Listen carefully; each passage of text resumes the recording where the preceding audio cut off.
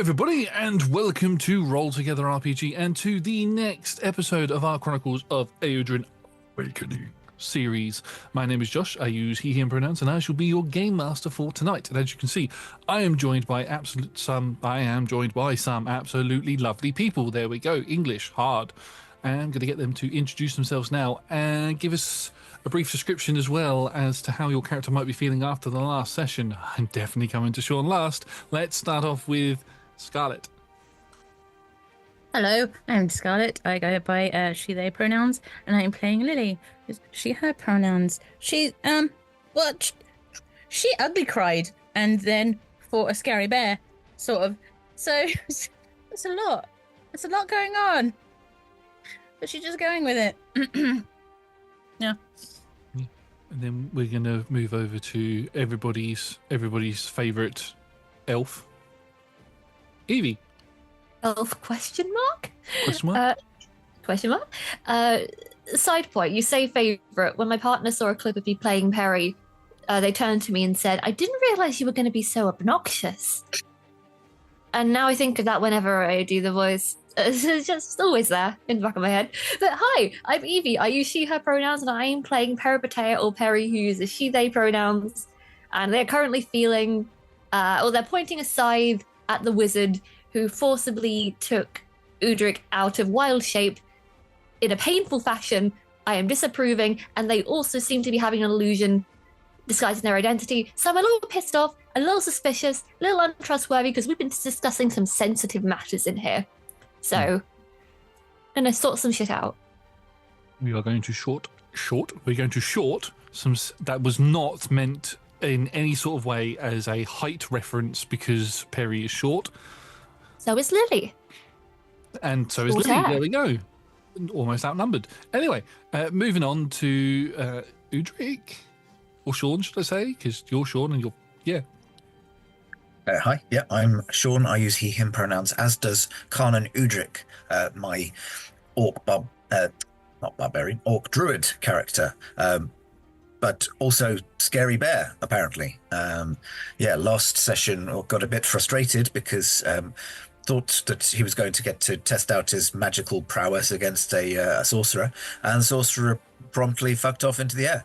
And there was very little I could do about it, except for turn into a bear. Changed into a bear, scared my bear cubs, which is, repercussions. Blighted druid, what you gonna do? Probably feeling a bit disoriented after, as aforementioned, being forced out of wild shape. Yeah. So before we dive into that recap, we have some sponsors and supporters that we need to thank.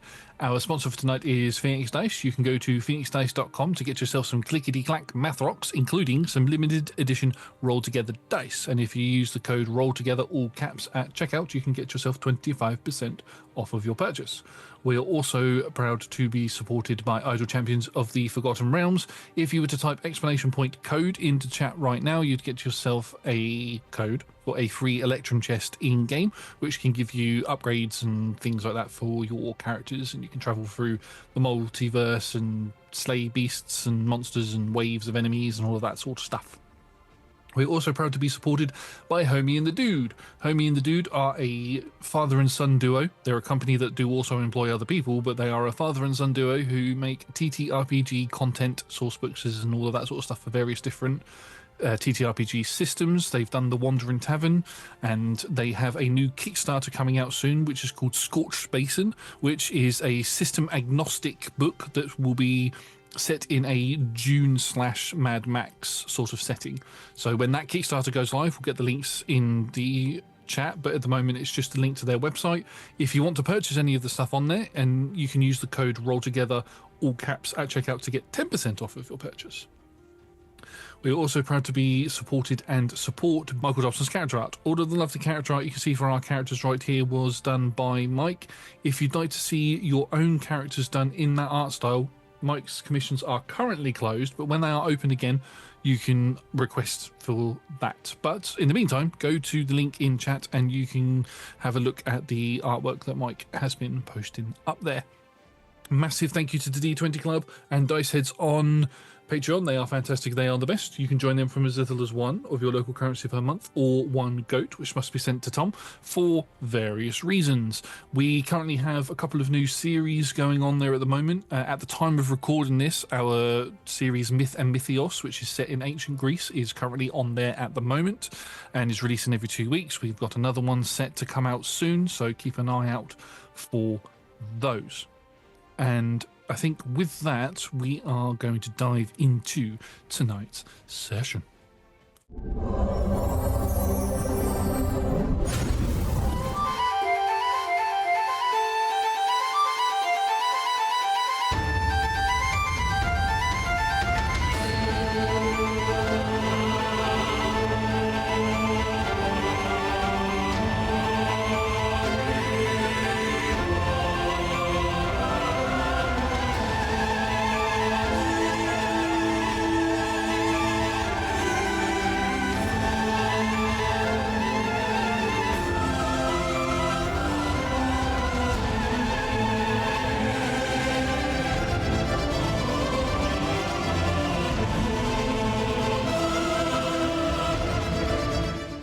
In our last session, we had Peripatea and Udric going around Merkstead doing some odds and sods. They eventually went down to the dock area where they met up with our new character, Lily, who has come from Abercathis with a group of other passengers. 2 of them are what they called librarians, and another 2 of them are, one's a merchant and one is a small child, who those 2 turned out to be Udric's sister and niece, who didn't know he was here and had travelled here because the small girl Neri is being sent to Ostragos to go to school. And didn't know he was here is a bit of an understatement. Didn't know he was alive. There's that as well, yes. Yeah, didn't know you were alive, so there was a bit of an emotional reunion when it came to that. The question of where is Lucian is still on everybody's minds, but in the meantime, you accompanied the 2 librarians, Calder and Isbet, to the Wizard's Tower, who the wizard has been living there this entire time, just hasn't made an appearance at all. Udric, had met them before earlier on a paper round, wizard named Joda, and a conversation was had inside of the tower, with Solomon also present as well, about the purchase and auction of the journals that Peripatea is looking to get their hands on. The librarians, if they manage to win the auction, are looking to take those journals back to Abercathis to be put into the Great Library. However, Peripatea will have full access to the books if they want to regain their memories, as ordered by the Queen. It was then sort of realised that nobody really knows who Lily is, and Lily's kind of here listening into this super sensitive conversation stuff. So after Lily said, there was a brief conversation between Lily and Solomon where it was revealed that Solomon knew Lily's father, because Solomon knows everyone. Let's be real. For plot reasons, Solomon knows everyone. And in order to test Lily's ability and also the sort of awakening magic within Udric, a brief competition was had. Lily quickly went up into the sky, and Udric got a bit angry, unintentionally wild-shaped into a blighted bear, climbed up the invisible dome of the arena and tried to body slam down onto Lily. Before any more fighting could be had, it was ended by Joda, who is the wizard, and he was able... Udric was not able to come out of wild shape, so Joda had to use his immense magical power to sort of help with that. Udric did slash at Joda, and a sort of the visage of his features, his youth-like features, faded away and showed an elderly gentleman underneath briefly, which caused the hairs on Peripatea's back of Peripatea's neck to stand on end, and they stood up, pointing the scythe at them, as we ended the session with Udric being painfully pushed out of their wild shape, and both of the bear cubs cowering in the corner, crying. That is where we are going to pick things up. Udric, you have literally just been changed back into yourself, and you can see that Joda has got both of his hands on either side, or his hands on either side of your face. Are you okay? That must have been uncomfortable. What is it? Well, Udric's going to go and have a quick vom in the corner. So have a tactical vomit in the corner. You sort of run over to the edge. The swimming pool is slowly starting to fill back up as the arena is starting to dissipate. But you can, before you have to trip over and fall into water, you're able to get across it and vomit into the garden. And Jodas goes, oh, that's not very nice. And as he stands up and turns round, he can see Peripatea has stood there, scythe pointing at him. Quick question, because I should have asked this. Are there any memories of this person from the previous life? No. Okay, cool. Just making sure that, this wasn't someone I should actually remember. Somebody who you should be friendly with. Yeah. So this isn't your real face. I feel like we completely glossed over who the fuck you actually are, other than that you're a wizard that lives in a tower. I think we've been discussing some things. You just caused my friend some pain. I think it's time for some answers. Don't you? Certainly. Is there any particular questions that you have that you'd like me to answer? I'm more than willing to. You definitely don't need to point the scythe at me, though. Why are you hiding your face? It's a glamour. Which you're using because? Because I don't look like this underneath, and it's not very appealing to people. Why do you want to be appealing to people? I'm a salesman. For magic?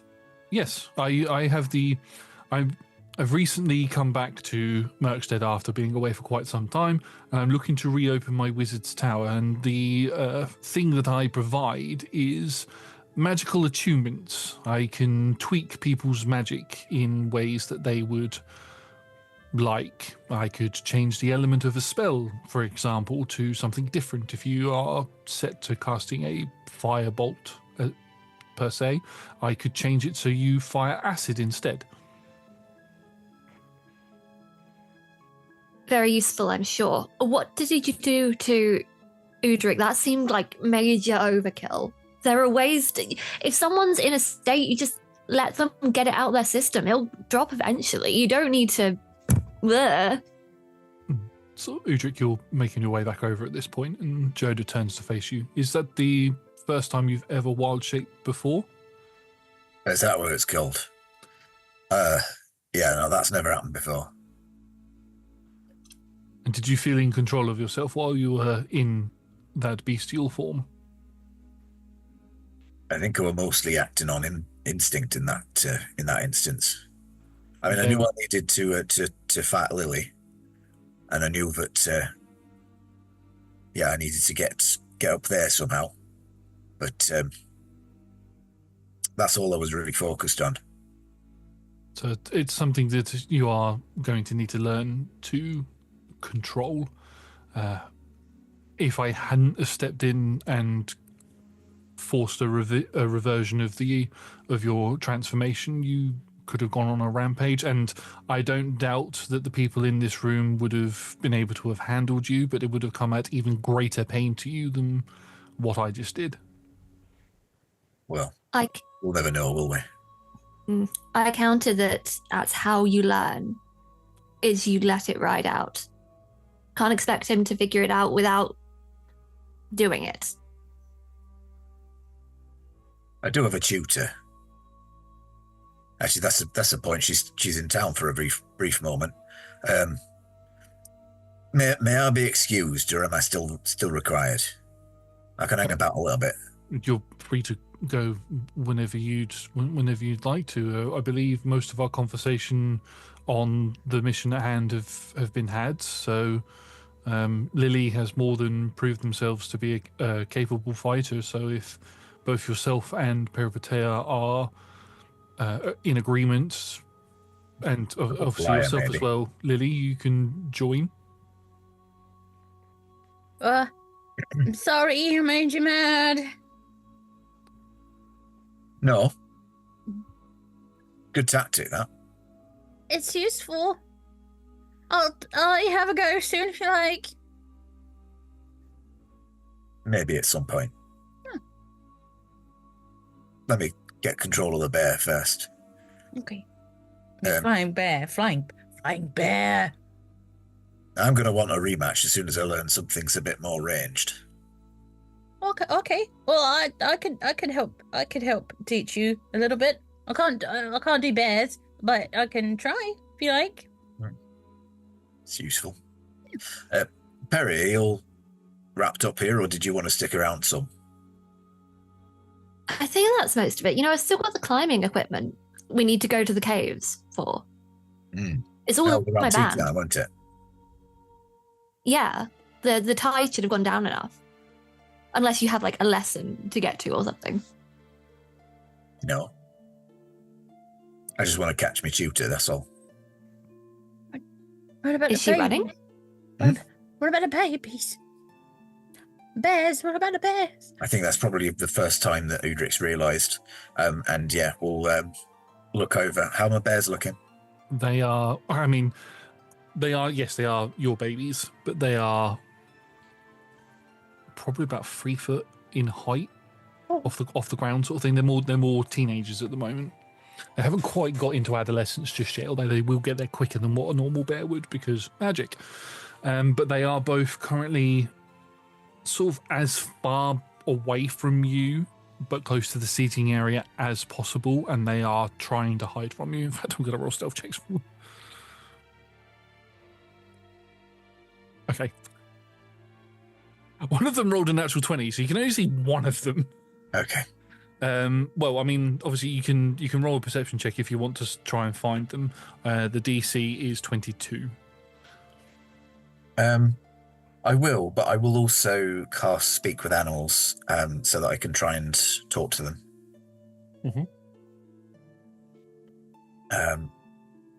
Where is my...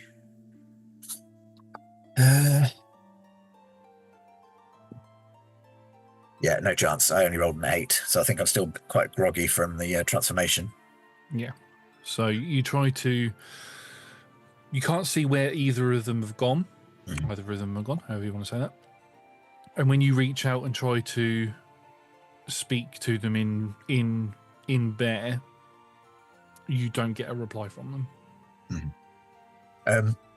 I'll give them like the space to come back to me, and I'll just kind of start saying, I didn't know that was going to happen. That was unexpected. I'm sorry for scaring you. You just hear the faint sound of whimpering.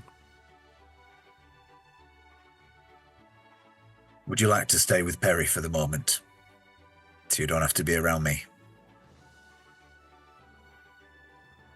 They don't reply to you. And even with your ability to sense people's auras, you can't see where they are. They've well and truly hidden from you. Solomon, yes, do you reckon you can stick around here until the bears feel safe enough to come out? Of course I can, yes. I'll do that, yes. That sort of looks behind him. Yeah, I can definitely keep an eye on them for a little bit.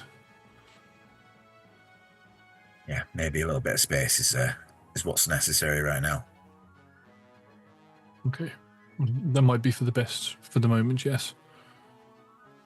Just be careful, okay? Always.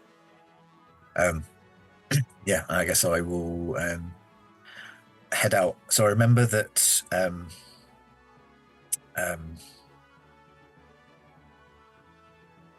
Misfaction?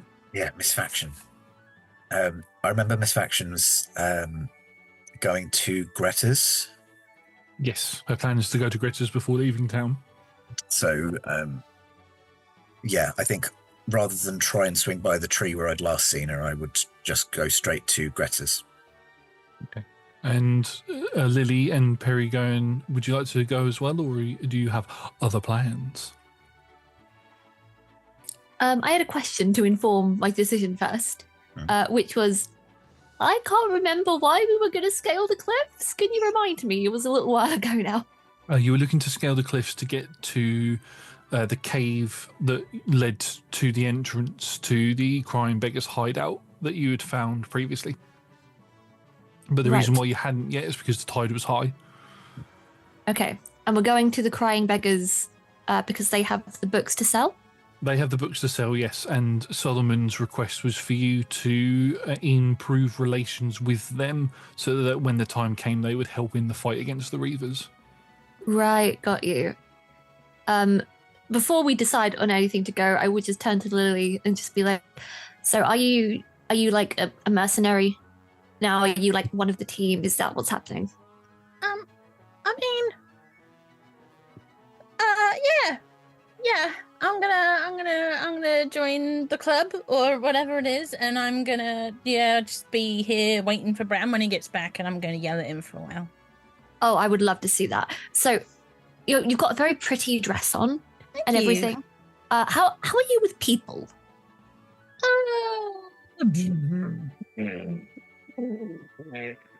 Okay.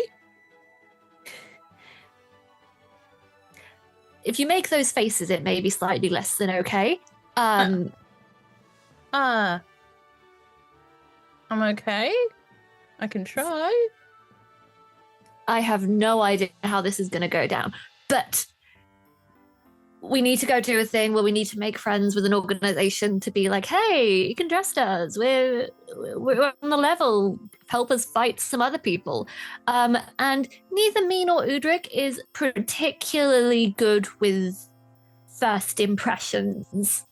So it might be helpful to have someone around who could turn on the whole charm. I don't know, bust out the girls. I don't know how it works.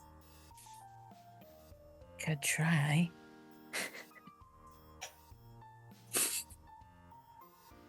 Okay, so we have a thing to do this afternoon. So I suggest that you make yourself at home wherever it is that you're going to live for the foreseeable future. And then, you don't even know your way around, do you? No, not at all. And do you know anyone else in town who's currently here? No. I was just gonna wing it, you know.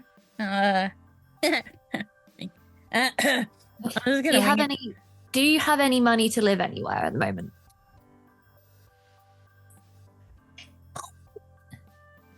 Did I win any money in the fighting?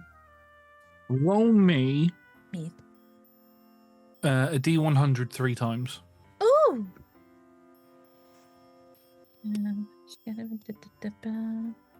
assuming this is different fighting because I literally gave all of my money to my family. 218. Oh, yes. Definitely different fighting. You have 280. Did you say 280 or 218? 218. You have 218 gold pieces left over from your winnings from the fighting that you have done in the pits. Ooh, I have various different pits. Sorry? I have some monies as pit monies. Okay, good. That means that I don't have to give you a bed.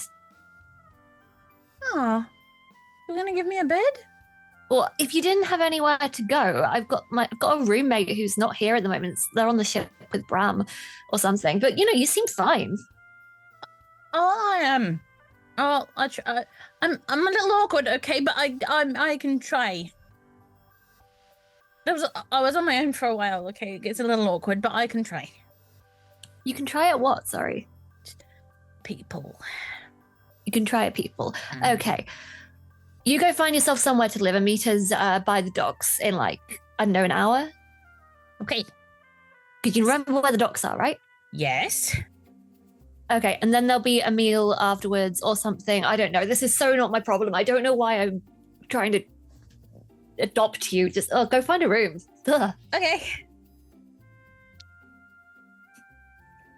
Yeah, finger guns. Great with people. Okay. Okay, so the three of you leave the tower together. I assumed that I'd already left because Peri called me Udric. Yep. Ah, yes. Ah, good little key there. Ah, yes. So the two of you leave. And do you just abandon Lily as soon as you walk out the door? Do you? Oh, yeah. Okay. Whatever direction that she starts to head, I head the opposite direction. I don't care where it leads me. I'm making a point. She's got to stand on her own 2 feet. Okay, bye. So the only direction that you could potentially head into to sort of avoid sort of walking with Lily is towards the Church of Balance, which is fine because you have a friend who works there. So Yeah. awesome. So we're going to come to Udric first. Udric, you left probably about 5 minutes before Peri and Lily did. So as you get to the bottom of the tower and make your way out, the Greta's shop is on the sort of mid-level of the town. Mhm. It's on the same row of streets as same row of streets as Goggle Springs, the Shady Gull, the bakery, and all of that sort of stuff. So you can go I down passed it there. this morning doing the paper route, right? Yeah, and you would have Picked delivered the up paper there this morning. Baby So yeah. Brown. So you go there and you can go inside. The little ding-a-ling noise goes off and you can see there's a light that flashes in the corner as well. It looks like there's some sort of a stone up in the wall that flashes every time the door opens. And as the door closes again, behind you can see this place is just full of different flowers and herbs and things. Probably it doubles up as a florist as well. Mm. But you can see stood at the counter, Greta, the goat folk person with a monkey's tail, stood behind the counter. Is sort of bagging up some herbs and things, and stood in front of them is Miss Faction, the elven woman with staff in her hand, and they seem to be conversing in a happy way. I will kind of awkwardly stand to one side, trying not to interrupt the conversation, but also just being there. Miss Faction doesn't take notice of you there because she's currently got her back to you, but Greta looks over to you and she sort of gestures to you that she'll be with you in a moment, and you can see that the conversation that they're having, she kind of starts to wrap it up, and Miss Faction's like, "Oh, okay, thank you, Greta. That was very nice of you. This will do me until for at least a good couple of months, so that's probably when I'll come back. Thank you." And she puts it into a satchel that she has on her hip and puts some gold out and puts that into Greta's hands. So thank you, that's kind of you. Puts that away, and Miss Faction turns around and goes to walk out and sees you. Oh, Udric, it's good to see you. I thought I recognised you, says Greta. You're one of Bram's friends, right? I mean, I work alongside Bram, yeah, as part of the mercenary company. Sorry, I was hoping to catch you before you left town, Miss Action. Oh, I'll leave you two to it. I'm just going to go potter on and do some other work. And Greta sort of doesn't disappear fully out of you, but looks like she's doing something with a pedestal mortar behind a sort of a fabric curtain, and she's sort of meshing things around that. Should not do that on screen. Anyway, but yes, certainly. Would you like to take a walk up to the tree, or I turned into a bear. Oh. Okay, and how did that Is that feel? anything to do with this? And kind of indicates the stick that I'd been given. Has it kind of like exacerbated it? Or that's the wrong word. You know, like heightened it. The powers, I mean. Let's take a walk. And she heads out of the door and shuts it behind her. You can follow her, and you can have basically a gentle stroll through the town. Well, I'd say probably not. What you have there is kind of like what you might call a druidic focus. It allows you to focus your magical abilities, so it might have brought latent power within you out sooner than what it might have naturally, but it's not the direct cause of it, I'd say. Probably wild shapes can sometimes be attributed to a person's emotional state. So if you experienced a bout of anger or fear or something like that, that could cause it to trigger, at least for first timers. Once you learn to control it, you can do it without emotion being involved. What did you turn into, if you don't mind me asking? A bear. I turned into a bear. Yeah. It makes sense with those bear cubs. In fact, where are the bear cubs? Yeah, they're a little bit scared of me since I turned into the bear. Oh, I'm sure they'll come around eventually. Just give them a bit of patience. There's a lot of, I could feel a lot of sadness coming off of them when I examined them before. It's a great loss that they felt. So maybe that sort of hit home for them. So just give them some time. They'll come around. Sure. All right. So this is a normal. This is a druid thing. This isn't. I shouldn't be worried about this. No. It's perfectly natural for some druids to be able to take on the forms of animals. Not all druids can. Some take. I can if I wish to. It's not something I do often. When I need to scout out, I'll sometimes turn into a raven. But other than that, I don't normally use it. No, I see. So it's is it something that you can help train me in? Of course it is, yes. Right. I can teach you to learn to control it at least, yes. In terms of the types of forms and things that you could transform into, that's unfortunately something you'd have to... I can teach you how to turn into a raven. That's about it. I don't really practice in any other forms. Maybe let's stick with ground things for the moment. Although flying would come in very useful for beating that bloody sorcerer. Sorcerer? No, it doesn't matter. Okay. Yeah, no, I'd appreciate it actually, because and also I think this is probably something that's worth keeping to ourselves as well. You know, you don't want people going around knowing that I might turn into an angry bear at any moment. As a bunch of people just walk past you. I'm joking. I'm joking. You are out in the street, so we'll say that, but there isn't anybody like overly close or particularly listening into your conversation. Yeah, I mean, I would kind of try and dip the volume down so people, wouldn't be too close. Yeah, there's nobody actively listening to you, so you don't have to worry about that. No, that's. I was planning on going away for a few months on a bit of a spiritual journey, but I can put that off for a little bit and help you train if you'd like. I don't want to interrupt your plans. Oh no, it's fine. It can be done at any point. It was just something I thought, I've got nothing else to do at the moment. Why not do that now? But it seems that you have a greater need for my expertise, so I can definitely help you out with that if you'd like. Yeah, potentially. Okay. Well, I do have some business that I need to handle. So give me maybe 2-3 days, and then we can start up your training. I'll meet you in 3 days at the tree. Good. Sounds good.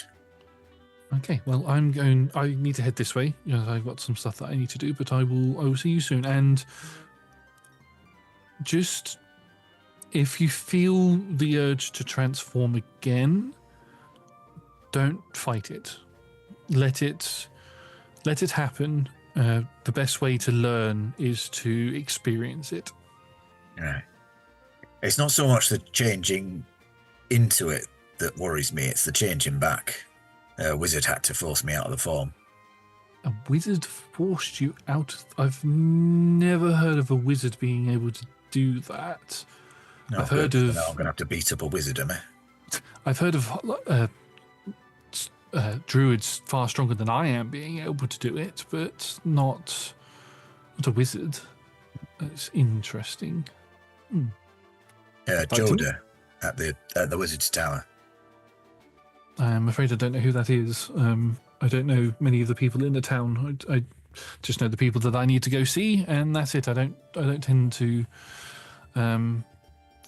what's the word I'm looking for? Socialize with others. But I will do some research into that. That's something that has me quite intrigued. But anyway, I'm going to head off now. I will see you soon. Sure. And at this point, you would have got to where about the general stories, like close to where the general stories ramp up towards Solomon's, and Miss Faction carries on walking and heads out of the town. Sure. It has also occurred to me, I think that, like, last time when I changed into the bear, I narrated that the clothes kind of stretched and tore a bit. So he's probably been kind of clasping his trousers desperately like this whole time.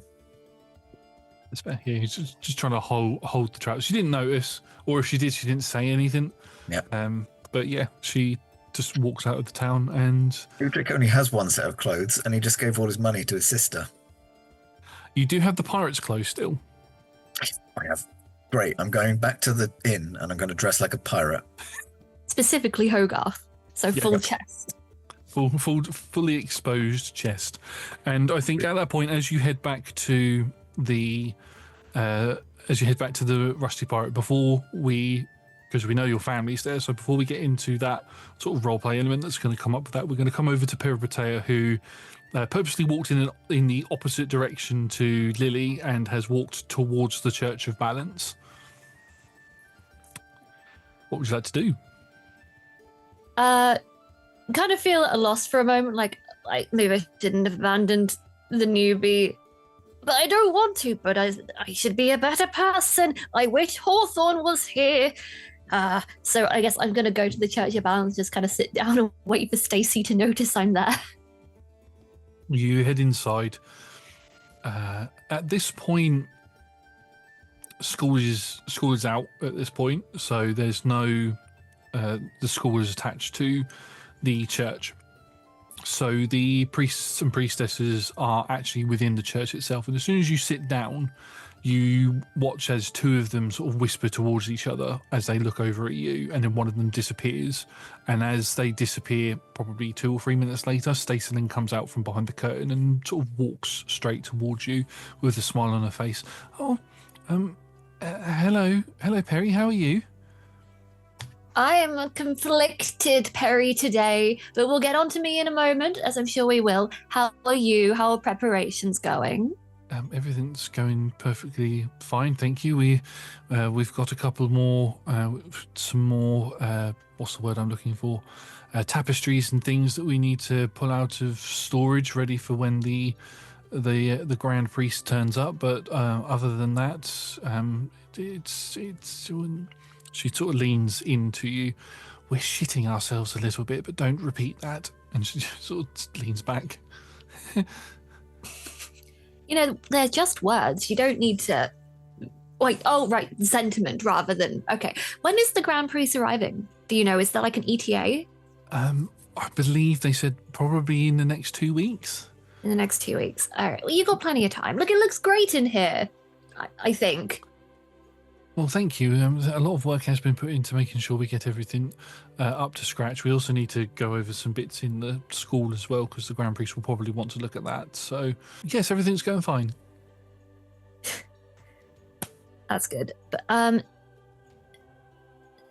honestly, Stace, I'm a bit conflicted. I didn't mean to walk here. It happened to be in this direction. Like, there's a new person in town. I made her cry.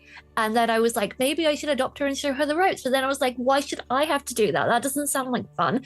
And then I was like, well, I'm just going to go my own way. But then I was like, but maybe I should be helping her and being a good person. And I don't know, Stacy. How do people do this? It sounds like you've got a lot on your plate at the moment. I mean, is this new person nice? They're awkward.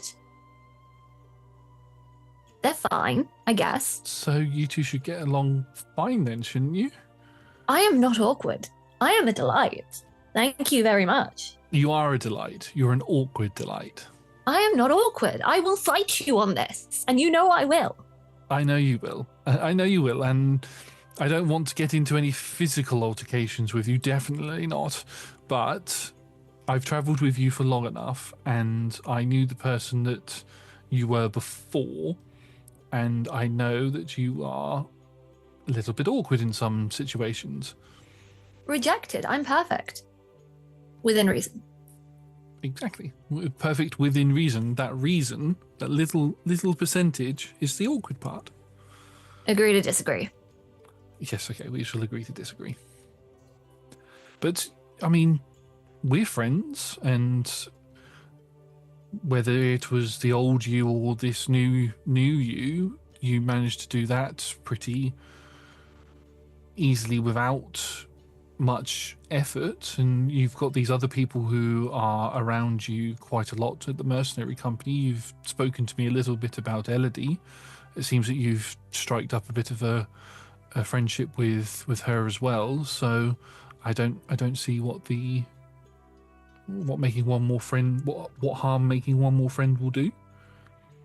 Yeah, I don't know. Elodie, like her stuff, her like baggage has kind of been out in the open, so I know I can trust her. Right? You, it was easy. Rainbow milk, friendship, boom, done. But I don't know, in my previous lifetime, there were a lot of good people, but there were other people who I thought at the time I could trust. In retrospect, it was an idiotic thing to do. But I don't know, I'm having trouble adjusting to the idea of letting somebody into my life. I just met this person. What am I talking about? I can treat them like a colleague. I can be cordial. Yeah, you can always be cordial towards them. The level of friendship that you and I have, or you and Elodie are developing, is something that comes with time. And you're still I learning. don't like people. They're complicated. People are complicated, and I have to agree with you. There are people that I don't like as well, because it's just being sociable with new people is incredibly difficult. It is. Who do you not like? Spill. I mean, there's a couple of, just as has this a little look around. There's a couple of people within my local vicinity that I struggle to communicate with. Goes a bit red in the face when she says that. That one over there. I motion to someone who was whispering. Yeah, you sort of notion over towards one of the two people that were whispering. Both of them are female. One of them looks to be a dwarf, and because Josh likes dwarfs, and the other one you can't tell is probably slightly angular features, so it's probably another elf. Probably on the light side of things, where both of them are wearing the colours of the light side of balance. Yes. Yeah. Possibly might not quite get along with one of them. They infuriate me in the way that they do some things, but there's also something endearing about them as well. Again, goes really red in the face. I need to roll an insight here. Yeah. Yep. Well, that was a 2 on the dice. I have no idea what's going on. Peri's awkwardness means you don't get this. Yeah. What? Endearing, yet aggravating. I've got no idea what you're going on about, Stace. But look, I'm going to go try and catch up with this news person who seems to also be embroiled in my bullshit a little bit. So I need to ask him some questions about that. But I will see you later or tomorrow. I don't know. I've got to go do some more dangerous things. Okay, well, just be careful. And if they're already embroiled in some of your shit, then you have some common ground. So start there. Maybe. We'll see. I also made them cry like a lot. It was entertaining, but also I feel bad. Who knows? Do you know where I can get a fruit basket? Get a fruit basket? Yeah, I need to make a good impression with some people. And I thought, people get fruit baskets. That's a thing. You could probably get one from either the bakery or the general store, I would have thought. Okay. Thank you. We'll circle back. Have a good day. Yeah, okay. I just bye. walk away before you can say anything else. Okay, yeah, that sounds good. Okay. And you got, I should be used to that by now. And she turns around and carries on with her work as you walk out the door and go to try and catch up with Lily, who we're going to come to now. Lily, do you remember how to get to the pub, the tavern, or the docks? I'm going to roll for it, actually. Yeah? roll for geography. History check, I reckon. Just to see if you 1 or remember. 2, yes. 3 and 4, no. Okay. Oh, that's a 4. No, I don't. I look down the road and I'm just like, Well, you're stood on the third level because the Merkstead is on like 3 sort of almost like natural platforms, and you're stood on the third one at the moment, so you can oversee most of the town, and you can see where the dock is. And then as you look down at all of the buildings that are dotted around, it's like, what pathway do I take? To get there. Why doesn't flying last longer? I'm gonna try and find a person and ask questions. Dragonkin if I can, otherwise I'm not about. Okay. Anyway.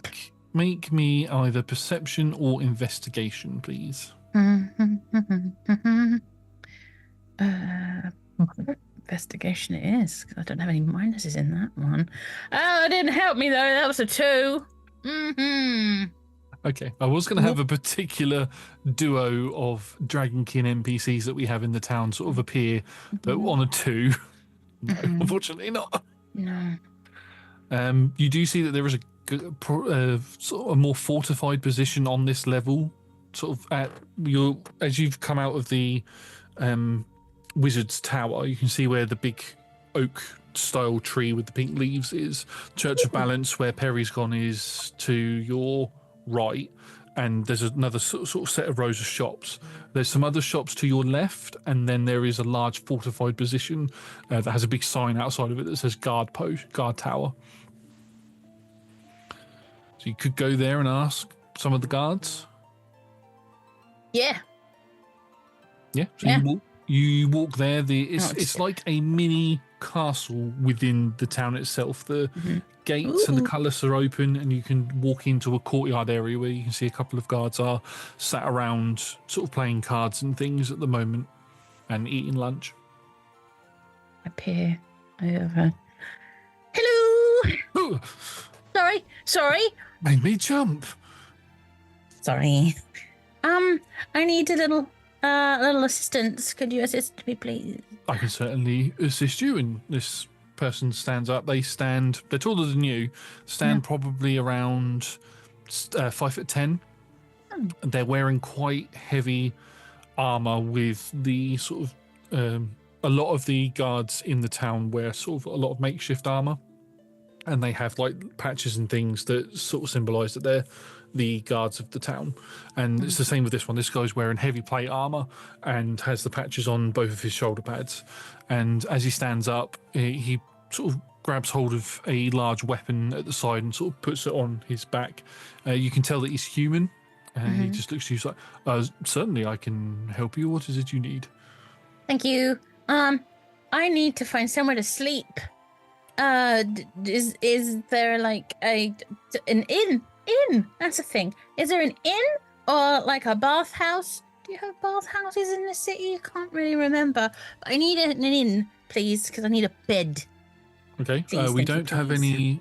We don't have any. We do have a bathhouse because that makes sense. Ooh. No, we don't have a bathhouse. No, because people have plumbing here. We don't have a bathhouse, but we do have the Rusty Pirate Tavern. Or the Rusty Pirate Inn. I could see you down there if you'd like to. You would have walked past it when you. Did you come? How did you come into the? I take it you're not local. No, I'm not local. No, I came in on a boat with some librarians, and then we sort of met up with other people, and then I looked for deckhands, and then we found some deckhands, and then we walked up with all of our stuff, and I got distracted, and I can't remember how to get back down. Okay, I can certainly help you get back down there if you're a little bit lost. Yes, please follow me. And he sort of begins walking out, and he just stops at the gate as 2 other guards walk in, and he sort of speaks to them. You're close enough to him. I'm just helping a person. I'm just taking them to the local tavern, then I'll be back and we can go out on patrol. Oh yeah, that's fine. And so, okay, see you later. And please follow me. Coming, thank you. I have small legs. That's okay. I can slow my pace down for you, and the pair of you can make your way to the rush spot. Is there any questions you want to ask this man before you get there, and we catch you up with Udric? On the boat, what would there'd be more discussion of the library? There's the library in this city. There isn't a library per se in the city. Okay. I don't think, because the librarians wouldn't have told you much about at that point about what it was they were looking to do when they were here. That you just know that they were just coming to see a friend. But if you were to ask if there was a library here, they would have said there isn't one. Oh, A town's not big enough to have its own library. that's a shame. Okay. I drag my feet because my feet are tired.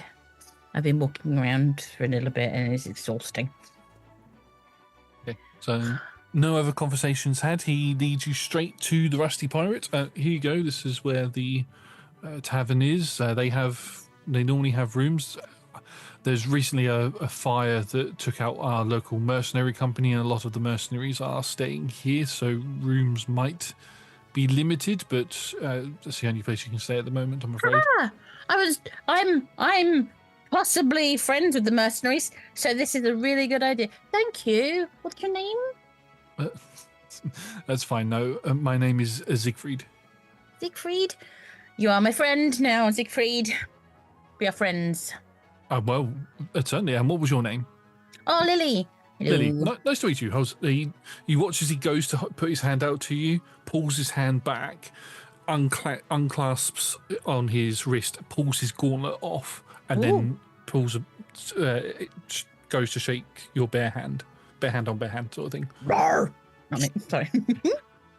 Not again. Bare hands everywhere. You shake hands and he's like, if you ever need anything, please do come up to the guard tower. That's where all of the guards are positioned. If there's anything we can help you with, we will certainly try. And maybe I could buy you a drink at some point. You can come into the inn if you want to. Do you want to drink now? Oh, no, I'm on duty at the moment, so I can't have a drink at the minute. But Okay. maybe tonight I could. I'm off duty tonight, so I could come down and purchase a drink. Oh, sure. I need to go scouting first. Well, scouting's good. Scouting you can if you want, I suppose. You have to hydrate. Hydrate's important. Yeah. Would you mind if I brought my partner with me? Sure. Are they also a nice guard? No. They work in the local infirmary. So. Ooh. Okay, yeah. More friends. I can make all the friends and make him jealous. Yes, we can do this. Okay. I like right. this. I will see you tonight then. And he bows his head towards you and he turns around and he begins making his way back towards the guard post, and you can walk into the... I shout out really awkwardly, really loud, and goes in. Yeah, you can make your way into the Rusty Pirate. Just before you bump into Udric, and Udric, you would have entered in here a few minutes before Lily, so you've got a little bit of leeway before Lily bumps into you. So what would you like to do? Well, I've probably gone to the bar and I'm just asking if they've got like an embroiderer's kit or anything like that. And it is Jana, the female owner of the tavern, who will be like, "Oh yes, I have a personal kit you could certainly use if you'd like to." Yeah. Oh, brilliant. Yeah. Sorry, I seem to have damaged my trousers. Oh, okay. I just bear with me a moment. And she goes down behind the bar, and you can hear her rustling around with some bits, and she pulls out a small sort of sewing kit and embroidery kit and all that sort of stuff. And she's like, well, just take all of this and just bring back whatever you don't use. Yeah, thank you very much. And I kind of awkwardly have got one arm trousers, one arm embroidery kit, trying to sidle my way up to my room. You can hear a bit of giggling coming from a large stack of paperwork as a little eye just pops through as Lilla is currently in like piles of paperwork and is laughing at you. Wait, Not Lilla, Tally, sorry. Tally, yeah. I always get the mother and daughter mixed up. Reasonable. Yeah, that happens, and I will go straight up to my room. Yep, you make your way up to your room and you can begin sewing at your trousers as Lily enters into the tavern, and then Peri will follow not far behind, but we'll just deal with just deal with Lily first. So yeah, you walk into this tavern. It's lovely, homely sort of feel to it. You can see as you walk in, there's loads of sort of side, what they call booths along the sides. There's some steps that lead up to another level.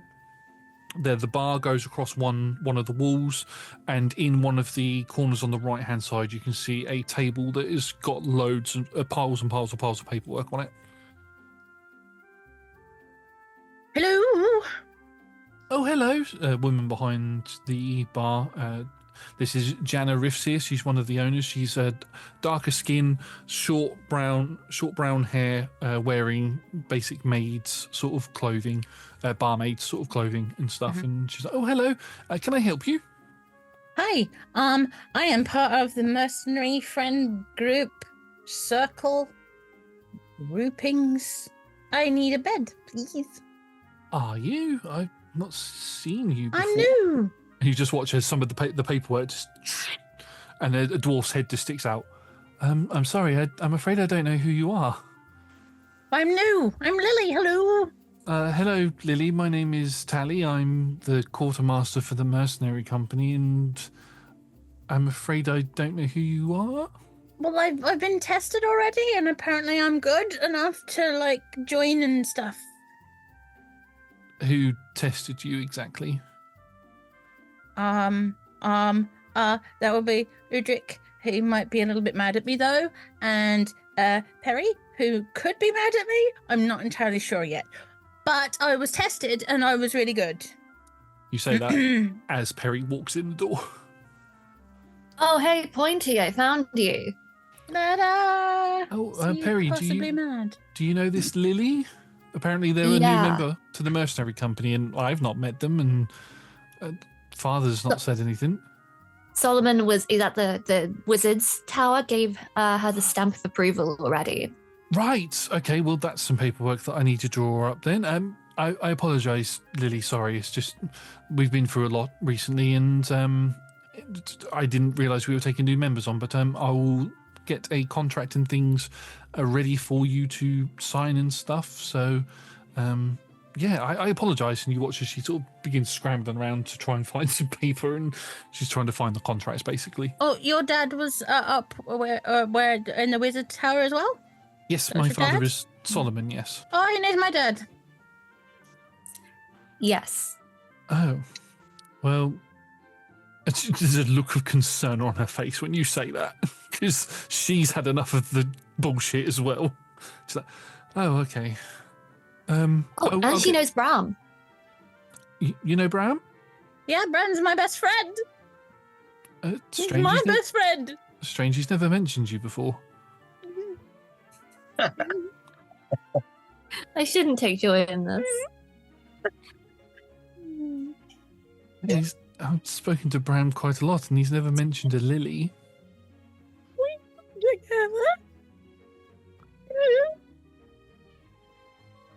I'm so sorry. I didn't mean to make you cry. It's okay. And Jana comes out from behind the bar with some napkins, and she's like, oh, take one of these.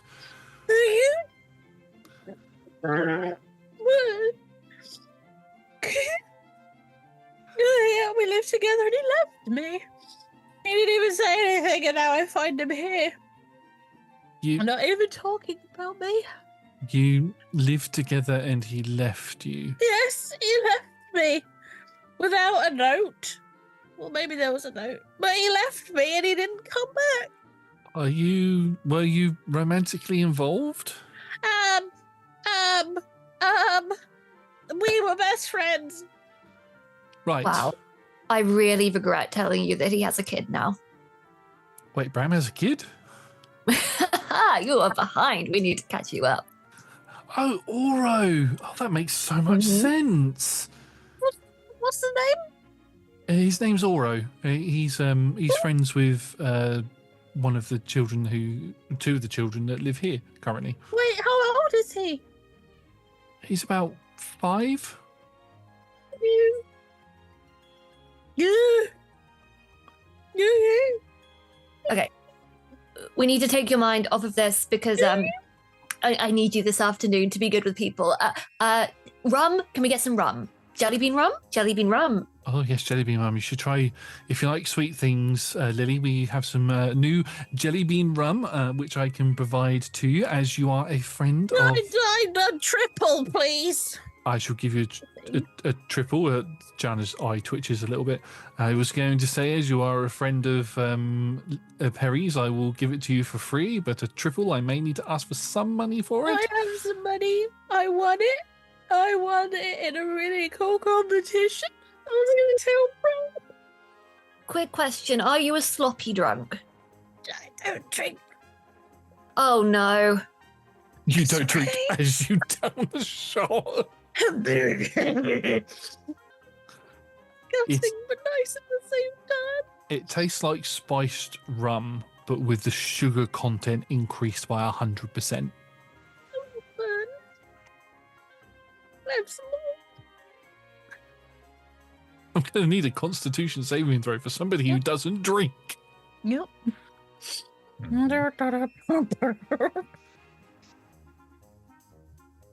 Oh, that's a 9. Okay, you don't feel sick. Well, you don't at the moment. You're probably going to feel this in the morning. But after that first triple shot, you sort of sway a little bit as you're handed another one sort of cautiously. This one is just a single, though. Thank you. Pointy, your challenge. I'm giving you a challenge. Not because I give a shit or anything, but this shot, just sip it. Little baby sips. Appreciate the flavor, you know? Yeah. Oh, for fuck's sake. Now I know how everyone else feels. Let's have another Constitution saving throw. Yep.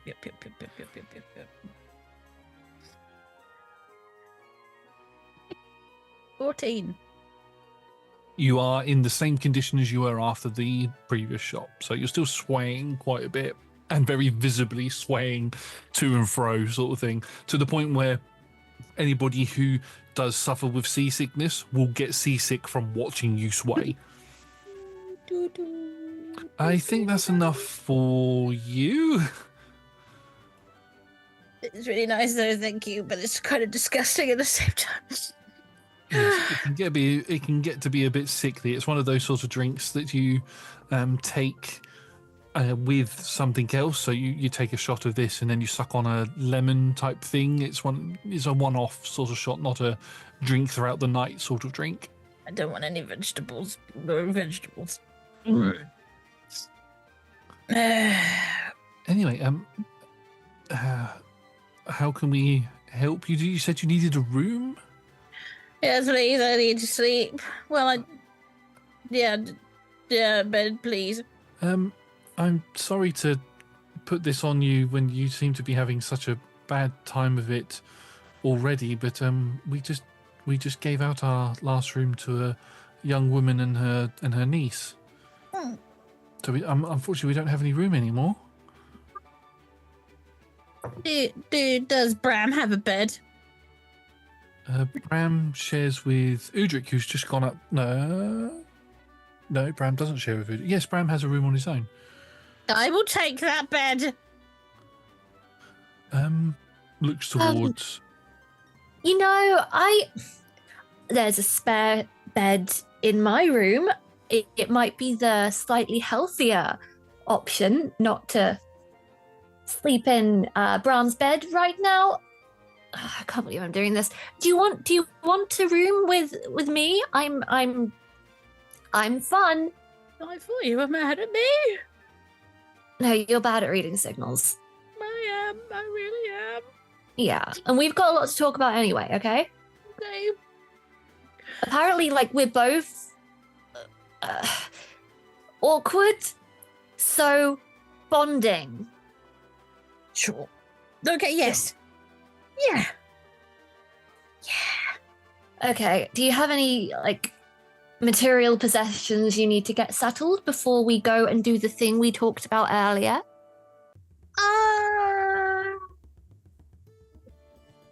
Not really. Just I only have what I have with me. Yeah, that's fair. I actually rolled into town with absolutely nothing either, so Okay. I guess fair. No. Yeah, I don't have anything with me. I left it all at our house. Can we get a water for her, actually? Yeah, I can definitely. And Jana gets a jug of water and pours some water out and slides that over. That should do you well. Thank you.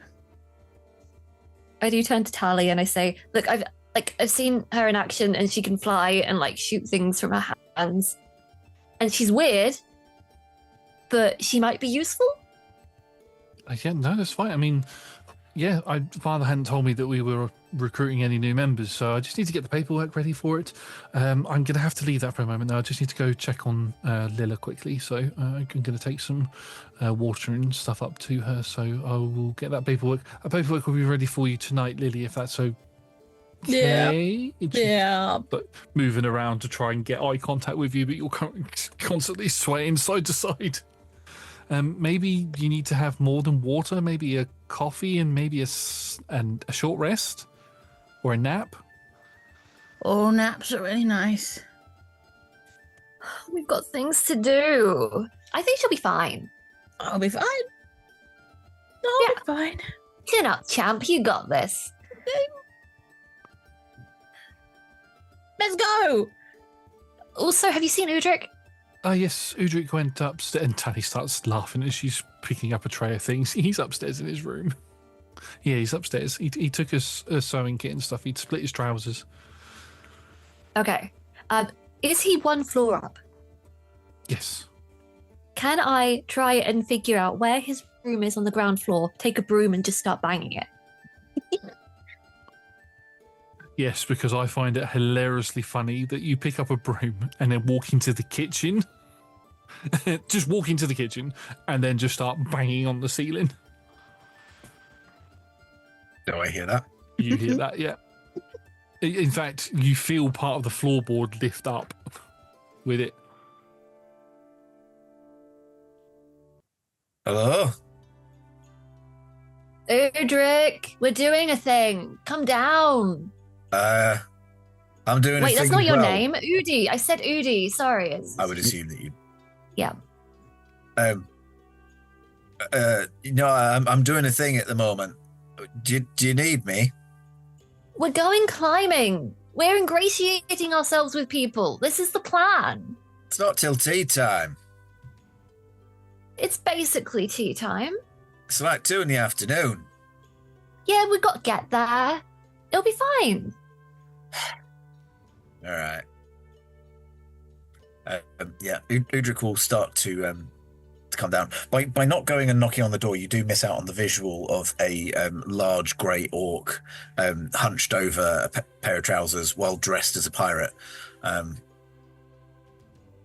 you still dressed as a pirate? I'm going to have to be because I haven't finished my... I don't have any proficiency with anything. Like, all of Udric's clothes he's sewed together himself, but he hasn't got any proficiency in it. So you can see all the seams and everything. Evie is very composed, but I think this was Evie's plan all along. To get you back in that pirate outfit. Yeah, at some point shortly, Udric will reappear dressed as Captain Haddock or whatever his name was. It's Hogarth. Not a captain. Just, that's it, the first mate, Hogarth. Yeah. Okay, so you make your way downstairs and you can see a very swaying Lily going side to side, side to side, and what could probably be described as Peri rubbing their temple. Everything that's going on, possibly. Just a What's up little with bit. this one? So she cried over Bram again and then got drunk. I had nothing to do with that. Oh, maybe I could try my magic. Oh, yeah, a little bit of practice. Low stakes. All right. I'm going to, because Udric also is not charismatic, is going to kind of go to put a hand on Lily's shoulder and then Lily, is it all right if I... can I have your hand? Ah. And we'll kind of clasp Lily's hand. And I'm going to cast Lesser Restoration. I would like to remove the poisoned condition. Okay, I'm just picturing that you say, "Can I have your hand?" and Lily just goes, Ah. Yeah. All right. Fine. How does this look? I think because Udric's powers are kind of derived from the grove that, withered up and the power that's kind of seeped into him that way, it kind of looks like the drunkenness, or like the poison, or whatever the condition is, seeps out of Lily but into Udric. So for the fraction of a second, he kind of has the alcohol in him, but then purges it himself. Yeah. Like a natural purging is that it sort of dissipates through you. Lily, you no longer feel drunk, although you've still got that slight buzz from it, but none of the sort of side effects. Basically, you'd have disadvantage on maybe some social checks that you might have to make in a little bit, and maybe you might throw up, but not anymore. Briefly, I was like, "What were you drinking?" Oh, so sweet. It's really sugary. That was really cool.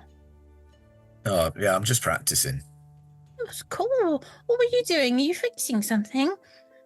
Yeah, I only own 2 sets of clothes. This is one of them. Oh, me too. Do you want some help fixing it? Quick. Oh, do I you can know how show to you. sew? I'm not. No, but I know how to mend. I can show you how. Is that not just sewing? Oh, magic. Oh, magic sewing. All right. Yes. Yeah, we'll take Lily up to the room that Udric shares with Lucian, and we'll present Lily with his multiple times repaired trousers. That Oh, once were military issue, but have been repatched and had fragments sewn in from other elements and stuff like that. Yeah, they're not much, but nice. I can show you how to. Yeah, I'll show you how. I'm going to show Udric how to cast mending. Awesome. So you cast mending and repair Udric's trousers. Udric, if at any point, if you don't know it already, if at any point you feel that you want to take the mending cantrip, you feel that Lily has provided you with a substantial amount of training to do it, I would say make me an Arcana check. I'm explaining it to the detail. Like, well, the trick is you have to sort of imagine it coming together, like how it looks whole. And then you put your hands on it, and And then roll with advantage, because I'll count that as the help action. yeah. well, that's a 14 at least. That's a 14. So next time you take a long rest, if you'd like to swap out one of your cantrips for mending, you can. Okay. When you come back down, Peri is gone, but has left a message with Tally that she'll see you at the cliffs. Tally had gone upstairs at this point, so you could leave the note with Jana, but you leave that note and then begin making your way towards the cliffs. As Lily and Udric come out of the room, you have to sort of stand back slightly as you watch as Tally walks past you. So, sorry, and she's carrying a tray, and she walks towards the end of the corridor to the right and goes into one of the rooms, which Udric, is where Lilla is. Yeah, that's where her daughter's slumbering. Oh, It's the I don't know what they call it, the dragon sleep that you do. a dragonkin. Oh, that's the thing. She's not a dragon. She's a dwarf.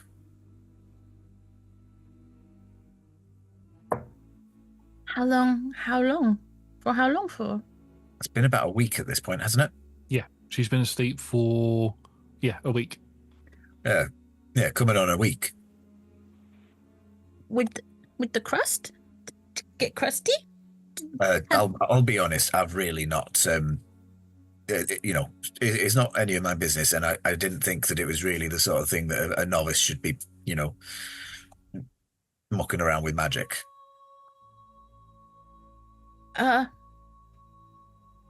Whose mum did you say? Oh, so it's Tally's daughter, Lilla. Oh, okay.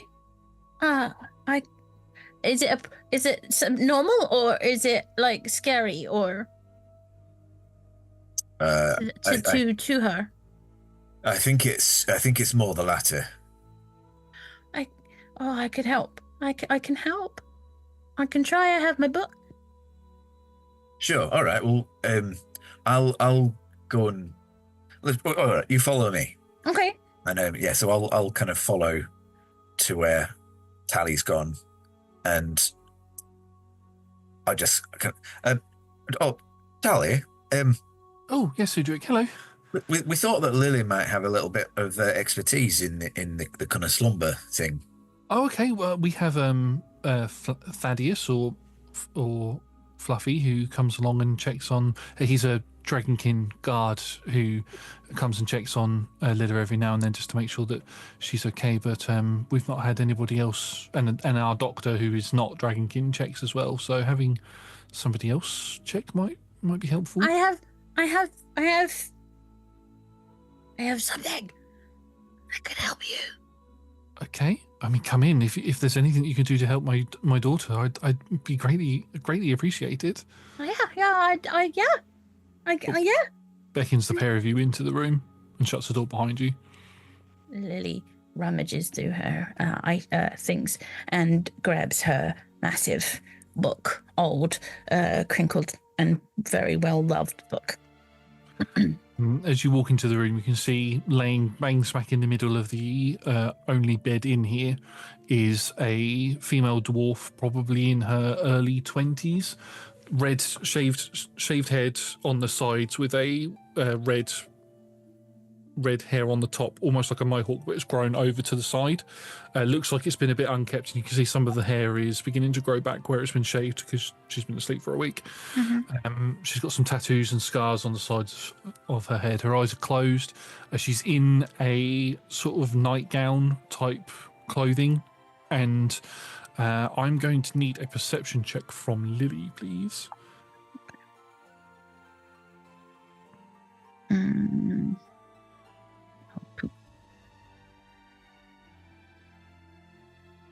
13.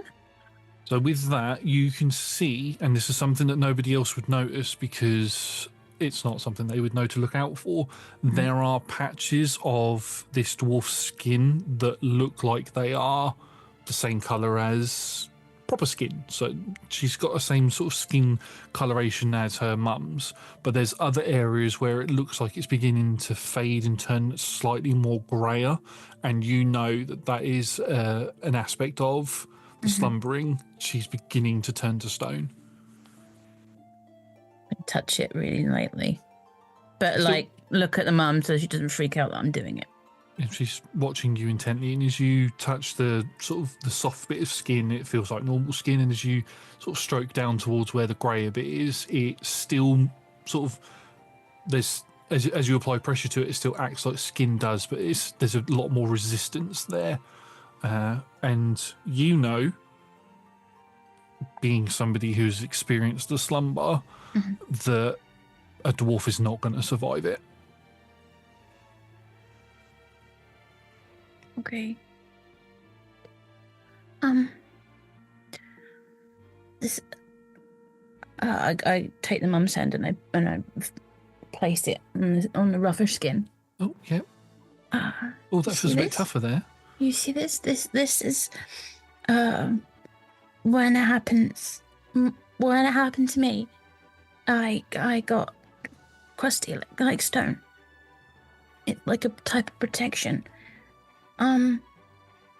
But it's not good for her. How long were you in? You say I've never. Thaddeus and Athena have both said they've never experienced it. It's quite rare among the Dragonkin to experience the slumber. How long were you asleep for? Technically, I've done it twice, and the first time It was a really, really long time. Really, really long time. Weeks, months, years? Oh, Mm-hmm.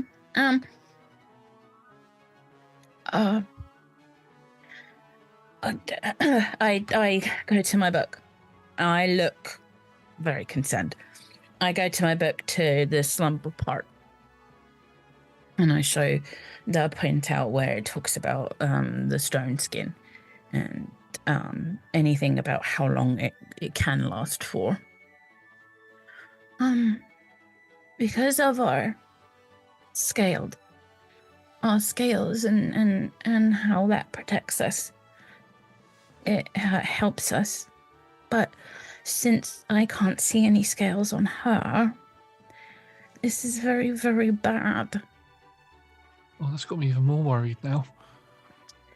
I'm really sorry. I don't mean to scare, but it needs to stop. You need to. It's very, very serious. But we don't know how to wake her. Okay. I can look through my book to see if there's any passages on other races experiencing it. But do you know what was the catalyst? What happened? Or did she just get really sleepy and just kind of...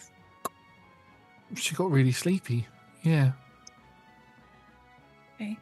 Okay. We've when she was younger, she suffered quite a traumatic event and lost quite a lot of blood and had to have a blood transfusion. And we've learned recently that blood was dragon kin in nature. It was from a friend of ours. It was their blood, so maybe it came from.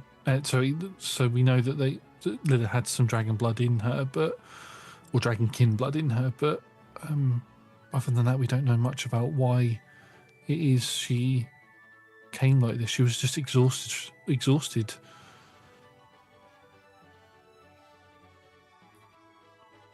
Years.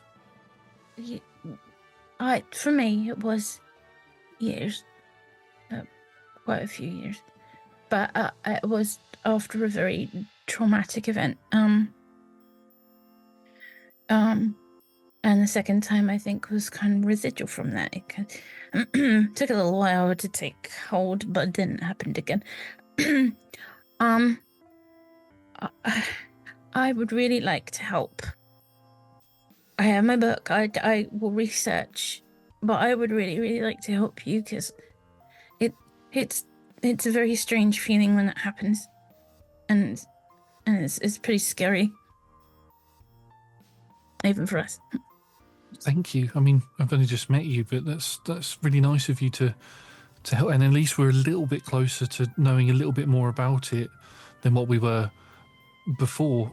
Thank you. I'll let Thaddeus know as well, and he'll probably want to talk to you at some point. Sure. Sorry, he's Fluffle. Fluffy. If you You use his real name around me. Peri's not here. I know, but I know that Peri likes that name, so I like to, and I know that it annoys Thaddeus as well, which in this dark time that I'm going through brings a little bit of joy to me. So, but anyway, thank you.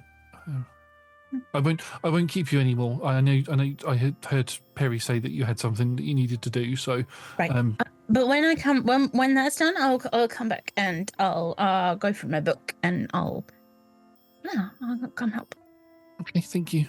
Welcome. And she like as you go to walk out, she grabs your hand and sort of takes it in both of her hands, and she's just, you can see those tears forming up in her eyes, and she, thank you, and then she sort of lets go and turns back to her daughter. And Well, we better get downstairs because Peri will be waiting. Okay. Yep. You get downstairs. Peri's not there. How long did she think we'd be doing my trousers? Oh well, your trousers did have many old holes. You know, it was. We can say it was complex. It's fine. Peri, this is Jana speaking. Peri left a note. They've travelled up to the cliffs, apparently. Apparently you'll know where that is, so just be careful. Cliffs sounds like it's very high. Don't need anybody hurting themselves. No, we're just going to pee off it. And then we'll just leave. As you leave, she just sort of looks up and she's trying to.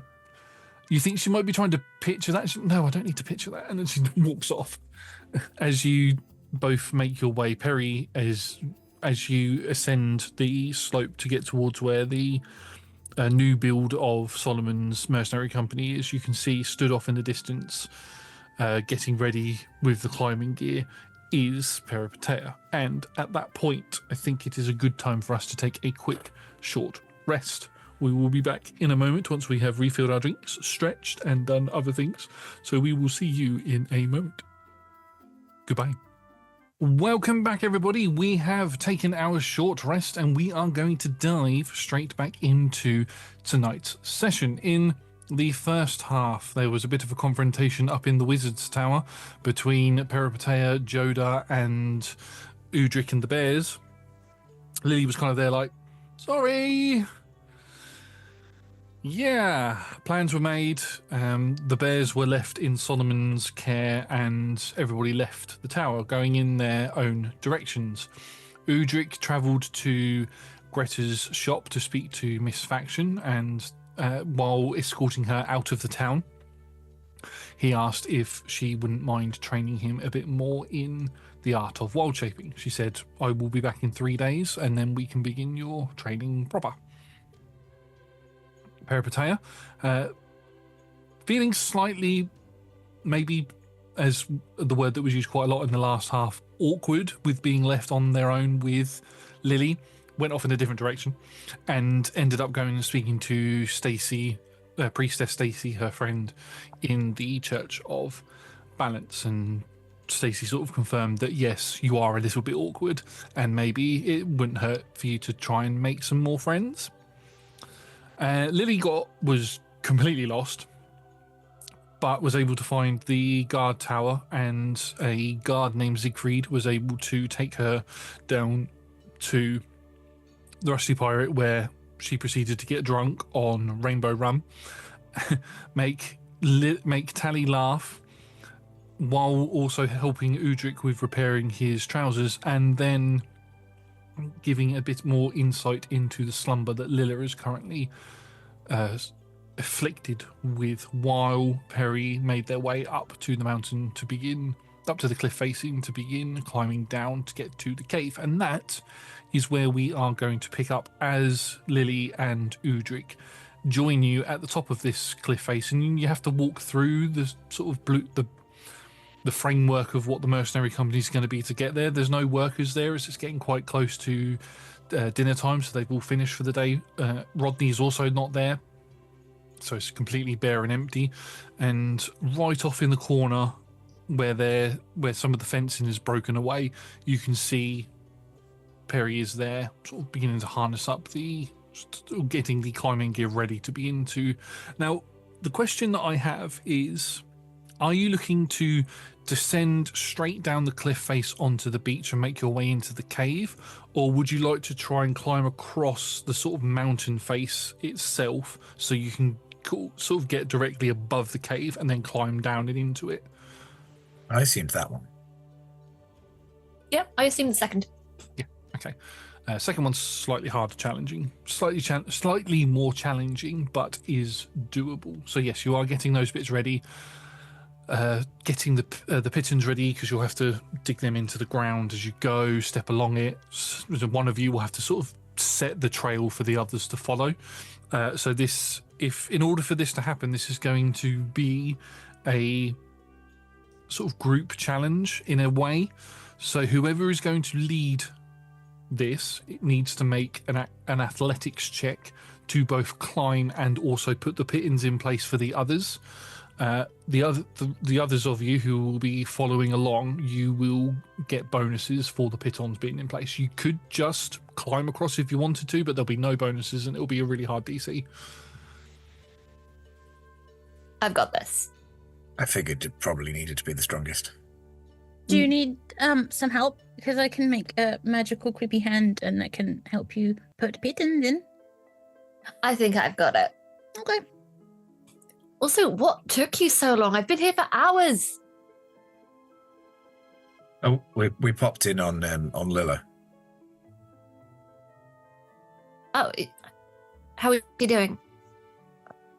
Yeah, we've got some bad. We've got more insight, but not necessarily good news. Yeah, I figured she wasn't really changing.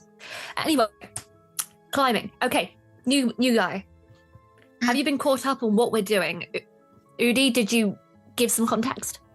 Udi said we have to pee off it. I did say that. Mm. And then you didn't clarify? No, I thought it was funny. Wow, you are so much stupider than I thought you were.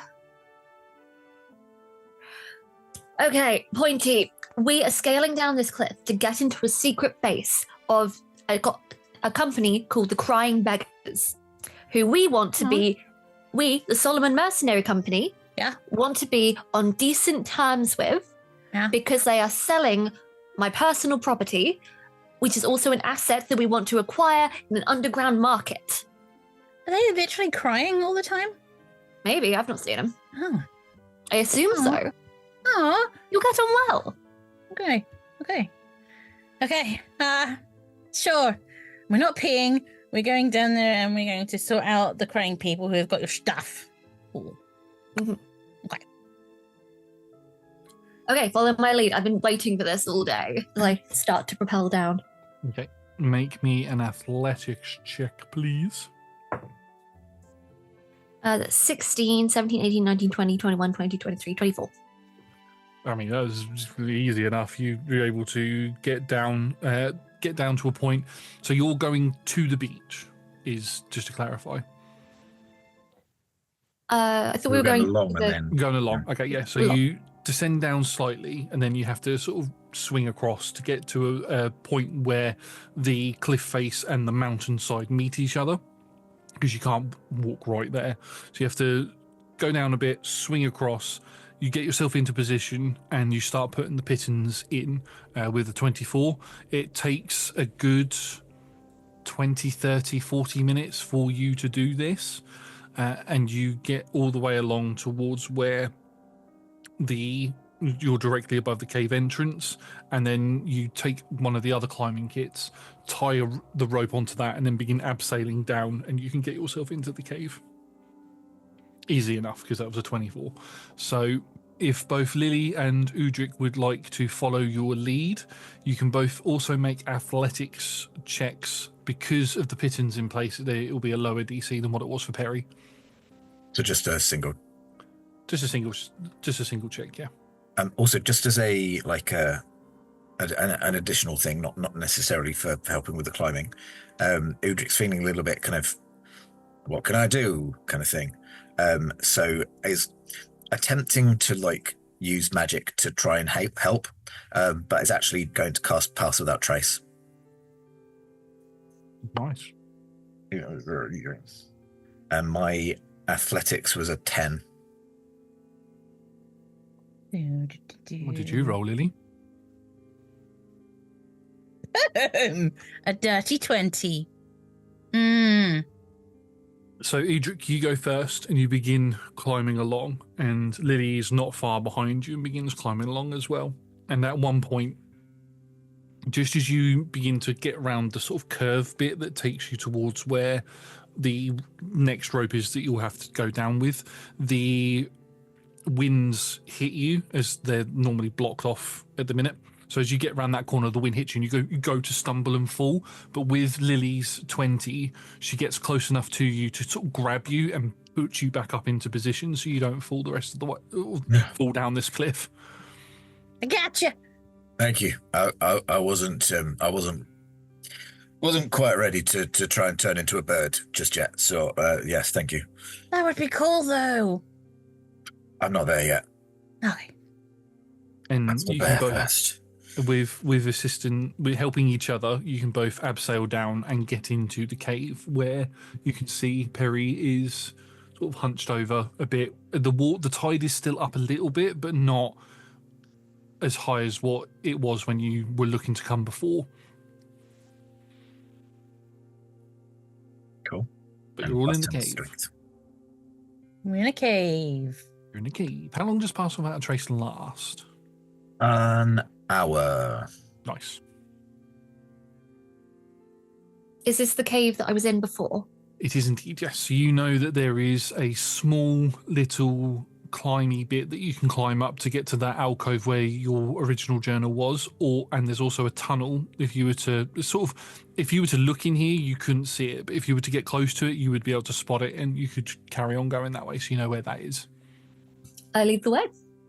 Okay, so you lead the way. If you are going particularly stealthy, you could make me stealth checks, please, with the +10 from Pass Without the Trace. I'm not stealthing. Just walking. I don't see the reason to. Yeah, that's fair. I am, just because I'm being cautious, but that's still only a 16. Oh, are you stealthing, Lily? No. We're going to go see some crying people. Why would I have to be sneaky? So you all make your way through, and Udric is trying to be as quiet as possible and doesn't seem to be giving off any noise. You fall slightly behind the others as you're trying to sneak around a little bit. But yes, Lily leads you through, and it's a long walk. Very, very long walk. But as this walk happens, and it takes 30 minutes, maybe. I think it said it was about between 10. If I'm kind of slightly falling behind, every so often there's bursts of me just kind of running ahead, stealth completely broken, and then just going back straight into, okay.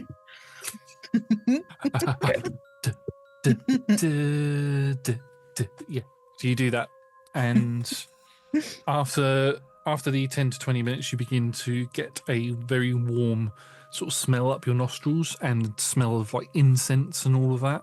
And you can hear the sounds of metal on metal clanging, and the closer and closer you get, you begin to hear talking. And eventually you come out of this small little cave and into a large natural cavern area. The difference is there are a lot of buildings around. It's like there's a mini town or a village underneath this mountain, and it's very much like market sort of stuff. If you think of how Agrabah looks in the animated Aladdin film, but without the palace, and it's completely underground. There's lots of the cloths and things to make the canopies and things for the merchants and stuff, and there's lots of strong smells of incense. There's people who are walking around in various different types of fancy robing. You can see there's a lot of people who are wearing rags and not very nice clothes. And there's a couple of armoured people as well, although they're not wearing heavily armoured things because it feels so warm down here that wearing something heavily is a good thing that all of you are either a class that uses no armour, well, you're all classes that use no armour, so none of you are wearing armour at the moment, so that's probably a good thing, because you might be sweating a bit. But yes, welcome. I'm dressed like a pirate. You're dressed like a pirate. Welcome to the Beggar's Bazaar. Ooh. Okay, hang on 1 second. I turn around so they can't see it, and I zap out the gift basket. Okay, how do we find a crying beggar here? Also, there was a creepy lady here who gave me a candy apple and said, I will see you in 3 days. I didn't see her, so she must be a charlatan, but she's around here somewhere. I might be able to tell our fortunes or whatever. So that's fun. Eat the candy apple? I did eat the candy apple. Was it good? It was days ago. That's good. It was over a week ago. It was over a week ago. So, the 3 days, bad prediction. But was it really nice, though? The apple. The candy apple. Huh. Oh, yeah. Absolutely. They've got to have some more around here. If we sniff out candied apple smell, maybe we'll find her specifically. Maybe. But first, we're looking for the beggars. Okay. Or candy apples. Never adventure on an empty stomach. Candy apples first. Candy apples! Anybody who wants to find candy apples, make me a perception check for candy apple smelling. Roll for sniff. Woo! 19 for a 25, please. Wow. Okay. 11. Okay, so with the 11, the different smells that are around here sort of assault your nostrils, and it's hard to pick out that candy smell or candy apple smell. Peri, you've been here once already, and you know exactly what these candy apples smell like, and your nose is instantly drawn to a stall that's quite close to the cave entrance that you came through, and you can purchase some candy apples if you'd like to. I'm feeling generous. One for everyone. Hey! It's the best way to eat an apple. The only way to eat an apple, to make it edible, really. Yeah. It is sweet and sticky, and if you like that, very tasty. And in your beard and safe for later. I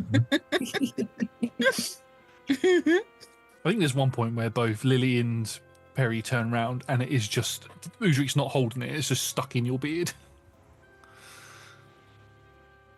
I wish I had a beard sometimes. That's what I was thinking. Right? It'd be so useful. Candy apples all over. Oh. Oh my.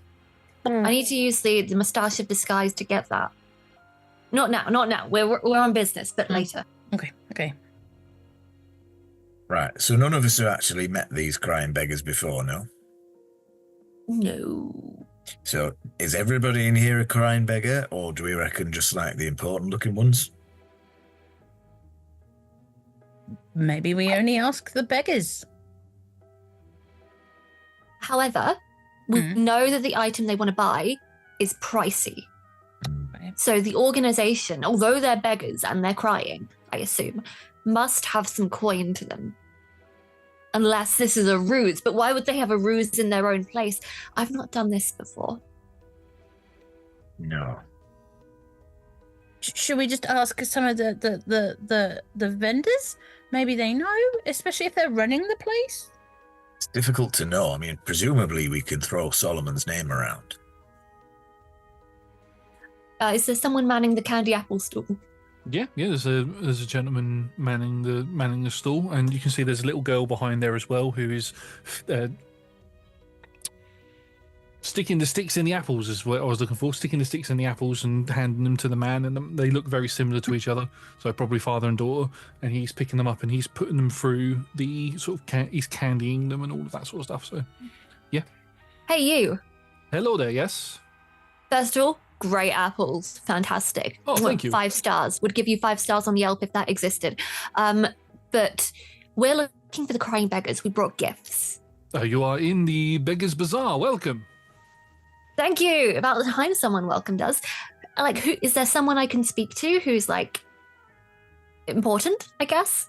Oh, you could always go out to Beggar's Keep, which is in that direction, and he points off further into the cave area. And as you sort of trace his fingers, you can see that these buildings begin to ascend upwards as if they're built into the very cavern itself, and it leads off to one sort of slightly larger house. Everything here is single story, and then there is one double story house right at the end of this really long street.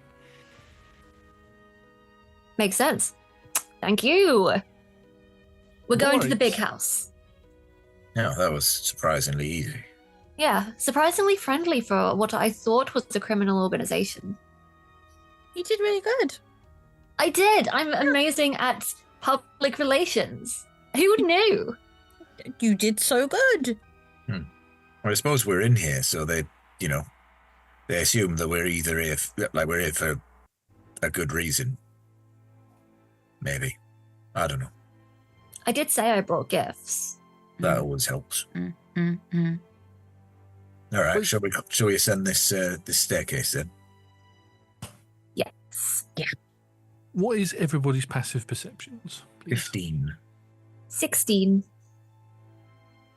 9. Oh. See nothing. Okay. Just take a note of something. Sorry. second. There we go. Okay.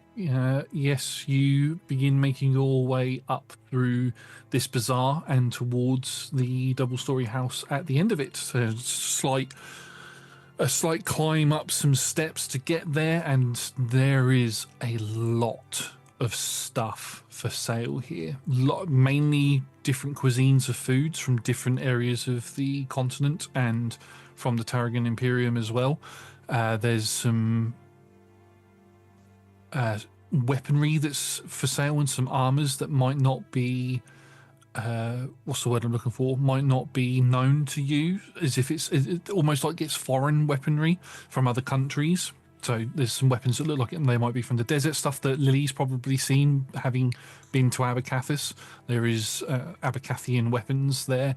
There's more weapons and armor that's built for being in harsher, colder climates, so stuff from the north.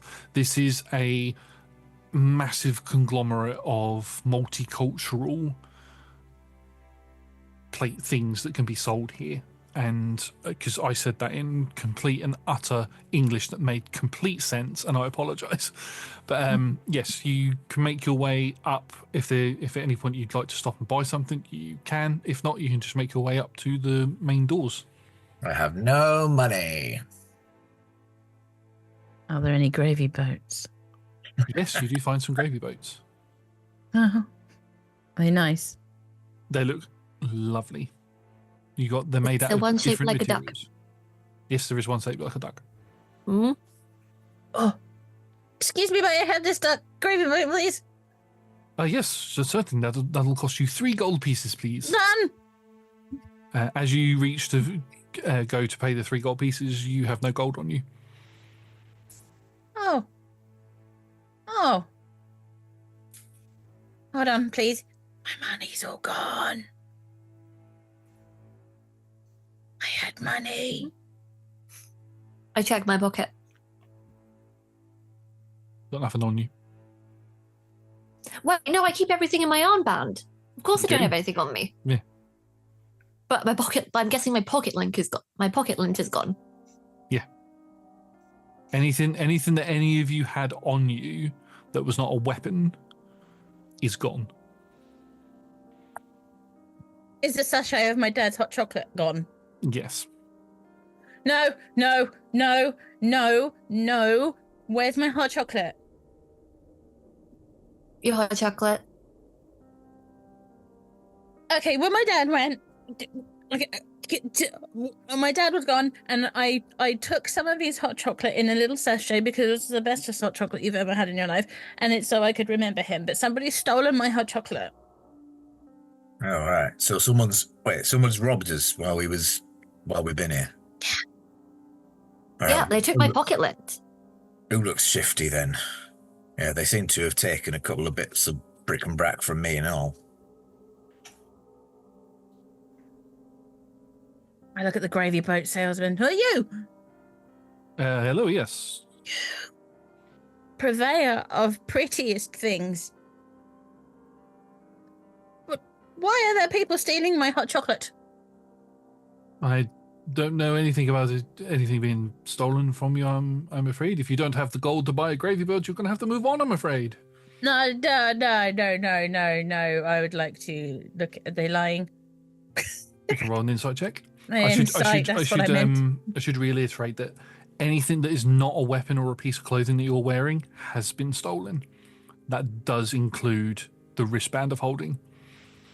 It's an armband. How would they get the whole ass armband off? That's a piece of clothing, surely.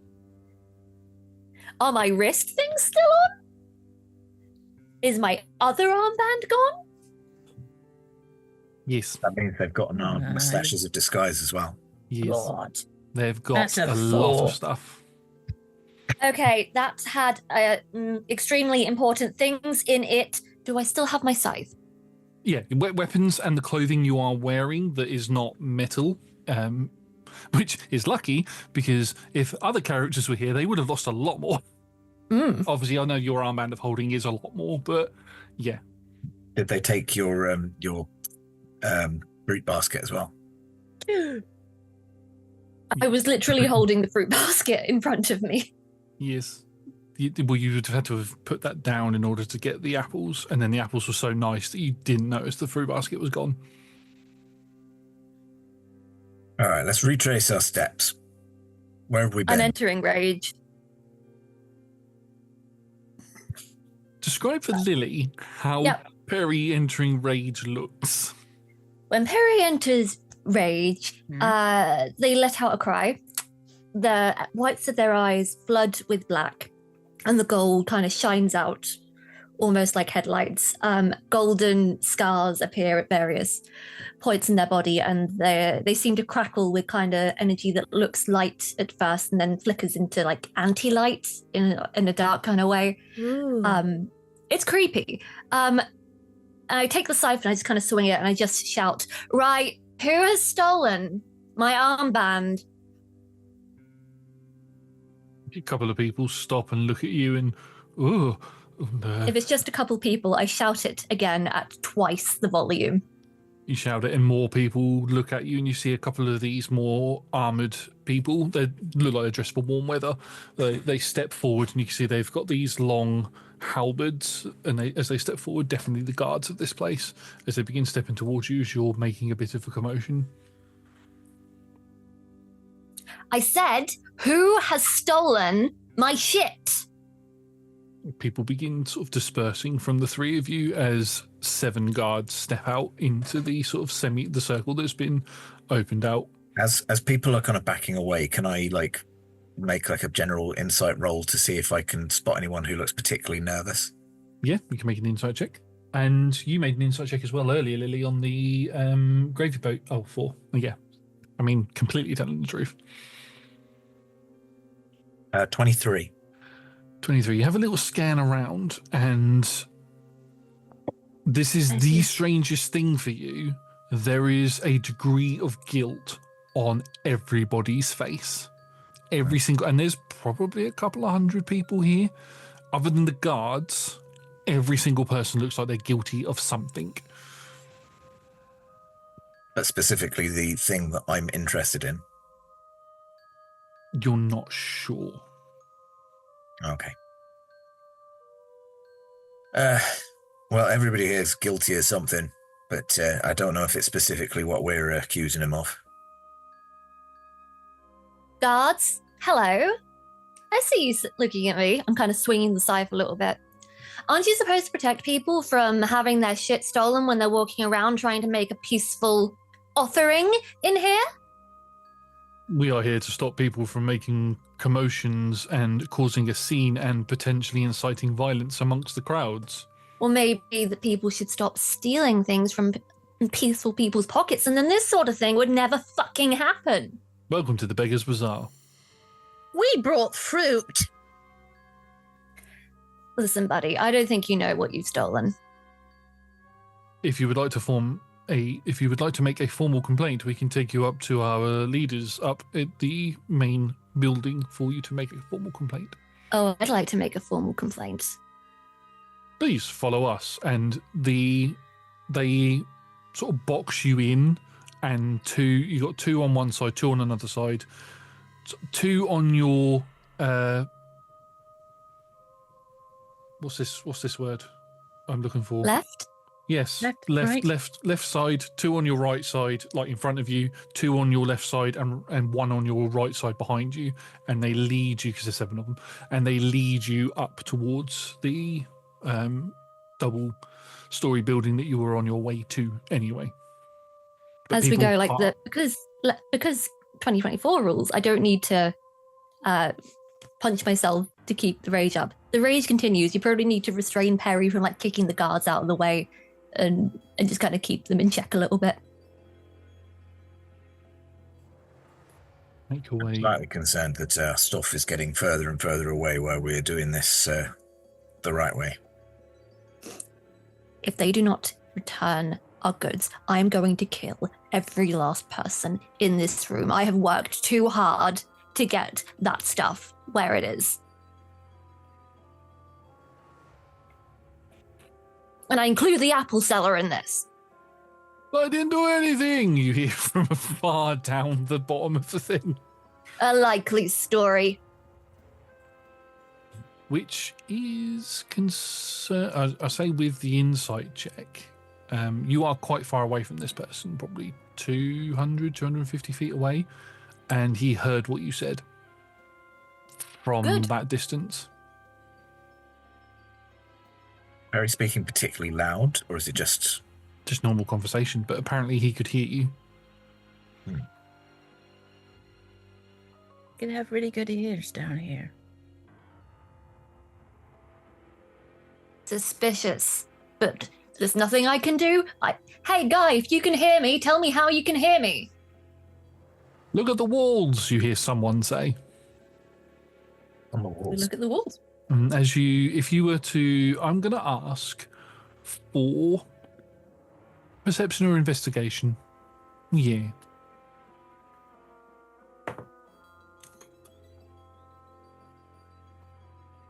$23 on perception. Damn. Which So close. That was 8 investigation. Oh, I actually have advantage because I'm raging.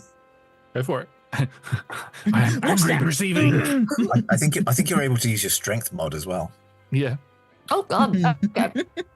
Got really strong eyeballs. So that is 17, 18, 19, 20, 21, 22. Then 23, 24. It's 25 then, actually. Okay, so we got a 25, we got an 8, and then what did you roll, Udric? 11. 11. So it's 15, but if I'm looking out, apparently not great. You don't really with the 8. You don't see anything, Lily. That gravy boat. How gorgeous that gravy boat looked. That's just the thing that floods your vision at the moment. Beautiful, beautiful thing. With the 11, you have a little look around, Udric, in some of the rocks that form this natural cavern that you're in, and this natural path that you're following. Although some of the path looks like it's been dug out in order for people to actually walk on it. Looks natural, some of it doesn't, but then your brain, you look down and you realise the bear cubs aren't with you, so your brain instantly sort of wanders from that and you can't piece anything else together. But with a 25, looking around the walls, you can see that there is crustaceans on the walls as well. This cave or this cavern had probably been underwater for a very long time at some point. And the crustaceans have got loads of little holes in them. And when you hear this voice talk back to you, it comes out of the crustacean as if they're a form of communication. But you get to the doorway of this double-story house, and the double-story house has got double doors. And as those doors open, you begin to get led inside. But Peri is stopped at the door. And the guards say, hold out your arms. Why? You have threatened to kill people in this place, so you must be shackled. I will I not be honestly wouldn't do that if I were you. She's going to be in our care. We'll make sure that nothing happens. But you do not want to poke the bear, as it were. These are our orders. If you wish to speak to our leaders, this one must be shackled. Then we're going. We can hold hands with Find that them. stuff ourselves. Does it help if we hold hands with them? It does not matter. They must be shackled for safety reasons. Okay. I think we're at an impasse here. Because we're not letting you shackle our friend. And there's just this awkward moment where you're all sort of stood in the doorway to this place, and you can see that as it opens out, it is like a palace on the inside. It is 2 stories, and leading out, you can see out towards where what would be considered the yard or the outside area out the back. There is lots of fairy lights and a large gazebo, and there seems to be a lot of people having drinks and food and stuff, as if there's a party happening here. How many of the guards are in front of us right now? You've got 4 in front of you and 3 behind you. And yes, and one of them has stepped forward with shackles. Okay, the guy in front of me, I'm going to kick him in the nads and try and run past him. Full rage. Make me an unarmed strike attack. I can do that. For kicking in the nads, as you so delicately put it. 26 to hit the nads. Oh. Oh yeah, you hit him. No, I was going to go really graphical with that description then, and I'm going to rescind that. Yes, you hit him in that place. Great, and I dart past, shouting, "Give me back my shit!" I'm going to need you to make me a athletics check, or with this strength saving throw with disadvantage, please. But because you're raging, you get advantage, so it's just a straight roll for you. Okay. As a lot of them are about to dive on you. Was that a strength saving throw, you said? Can Strength I saving throw. interpose myself between, like to try and flatten that roll out? Yes, you can flatten that roll out on my end if you'd like I'm to. going to obstruct some from getting to Peri. Well, can I've I got stick my 20. staff out to try and trip one over so they don't exactly get it right either? I didn't realise you had the staff, but you certainly can. I have a staff. Okay, so I rolled a 24. That's I rolled a flat roll. 25. Or so as they just sort of scrape at the remnants of your clothing as you dart past, as both Udric and Lily sort of block the way, and they get grappled instead, and you're both sort of held in position and you're now restrained. They are going to pull out some more shackles and going to try and shackle you too, and they're also going to try disarming you as well. So it's up to you if you choose to let that happen. No, absolutely not. I'm going to turn into a bear again. Okay, you into a blighted bear, and the guards step back, their halberds pointed down at you, and I think we're going to need to roll initiative at this point. Oh gosh. That's something I was prepared for. Let me just quickly get a... Something Beginning you of the were prepared for, and you put people in our way, Josh. You stole Peri's journals. How was this going to go another way? What initiatives did we get? Start off with Peri. 15. 15. Udric. 13. And Lily. 12. Okay, so at the top of the initiative round, the guards are going to go first.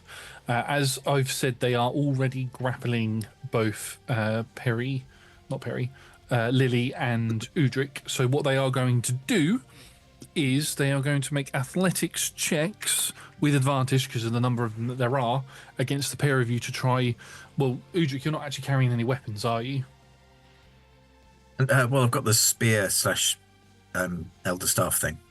Yeah, so they've not seen that yet, and that's something that wouldn't have been stolen off of you because it's classed as a weapon. So yes, they're going to try and shackle you because you've not drawn your weapon yet, but they're going to try and disarm Lily. So this is going to be contested athletics checks from both of you. Let's go. So with disarming Lily... Oh, wow, okay. I rolled a natural 1 and a 4 for an 8. You got a 4. Okay, so they're able... Even with that, they managed to pry the staff out of your hand and chuck it to the floor. And then they begin to pull your arms behind you. And then it's going to be the same athletics check against Udric, but this is going to be to shackle you. I rolled a natural 20. A 12 and a natural 20. Although, natural 20 doesn't necessarily mean it's a success. 24. Well, unfortunately, the biggest bear I can turn into is still only a black bear, and it's only +2, so I got 13. 13. So, I forgot you were a bear, actually. So, instead of shackling you, it is them trying to pin you to the ground. Realistically, they should probably attack you, but then they've seen you transform into a bear, so they know that you're not a wild animal. So yeah, they're just going to try and pin you to the ground. It takes 2 of them to disarm Lily, and then the other 5 bundle on you, Udric, to pin you to the ground. That is their turn done. Peri, it is your turn as you are fleeing away from them, as they've disarmed and pinned your friend and Lily. Or acquaintances, both. Rude. Acquaintances, let's go with that. I'm going to assume they can handle themselves, because I want to find my ship, if I can. Are Is there Are you running into the building or back into the bazaar? Into the building. Mhm. Because I'm assuming that this goes from the top down, Maybe. Maybe. which might be stupid, but yeah, I'm going to go and try and find someone vaguely important, I guess. There looks to be quite a lot of important people out in the what would be considered the garden area with the large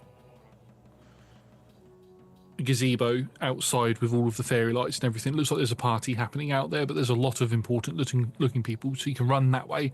As you do, 4 more heavily armored, but still looks quite light for the heat down here, guards are stood at those doors as you'll need to run past them in order to get through.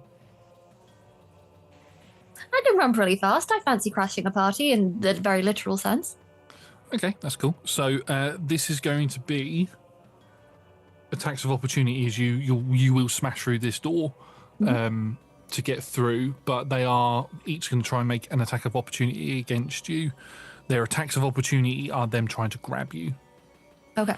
So no advantages or anything on this because each of them will get an individual attack. So it's going to be 4 attacks. What is with the natural 20s? I got a 3 for a 7, a 7 for an 11, a 14 for an 18, and a natural 20 for a 24. Don't like that. What is your AC? Because the 18 might have hit you as well. 16? 16. Okay, so 2 of them just as your shoulder makes contact with the door and the door begins to buckle under it, 2 of them grab you and pull you back. They're not restraining you or anything. They've just grabbed you and pulled you back for the moment. Okay. Is there anything else on your turn? Yes, because I assume this has been my movement. Yes. Being grappled, what I'm going to do is, I'm not thinking straight at this point.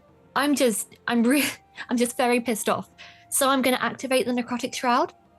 Oh, okay. So what save do they need to make? Can they all make me charisma saves, please? Okay. As for Scarlet's sake, 2 massive inky black wings erupt from my back, kind of spectral. They kind of look like they've been dipped in tar a little bit. Wing friends. Mine don't fly though. Oh. They just scare people. Fair. Where are these dice when I'm a player? They're all good, right? Natural 20. Natural 20. Ooh. 19 for... Ooh. Yeah, I'll tell you what there was. And a 3. So that's 2 22s, so 21 and a 5. Well, the 5 fails and is scared of me. Yep. The rest, not so much. Sorry, Pumpkin just got me. I have no idea if Sean's pausing or anything, but this is all staying in. Ready. But yeah, you go to scare all 4 of them. One of the ones that was holding you lets go, so you've got a little bit of a leeway when it comes to moving around now, but the other ones seem sturdy in their resolve. Okay.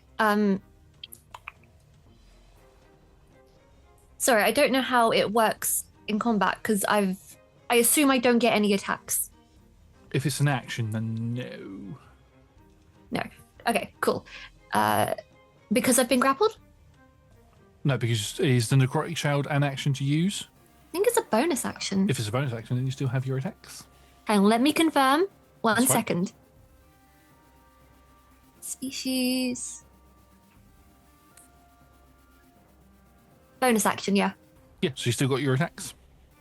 Okay, so luckily my scythe has a handle on its blade for more close quarters. So I'm going to give an attack to the guy who's on me, if that's all right. Yeah, you can definitely do that. Make me an attack roll. Is this a disadvantage because I'm grappled? No, you need to be restrained for that. Natural 20. Oh, wow. Okay. Okay, so Now I need it. what's your thing? It's a D12, isn't it? Yeah. Yeah, so we'll take the D12 12. and a D6. Yeah, okay. So we just take the D12, maximize that, and then roll D12 and D6. Okay. Great rules. So that is 11, 12, 13, 14, 15, 16, 17, 18, 19, 20, 21, 22, 23, 24, 25, 26, 27, 28, 29. Is that with the plus 12? No, So 41. 41. As you hit one of these guards, cutting deep into his arm and his leg at the same time, dealing 41 points of damage, leaving him with that much. He did not like that as blood splatters across the windows of this door that lead out into this yard area, this party area, we're going to call it. And I will just shout as that happens and the wings erupt and blood is spilled. Just give me back my armband. And that's the end of my turn. Okay. You are level 5, aren't you? Or did you multi-class? Oh, yeah, level 5. You can make another attack if you want to. Oh, shit. Yeah, I can do 2 attacks. And with the scythe, if there's a another person within 5 feet, I think, I can use cleave to do a second attack on them. Go That for isn't it. part of that.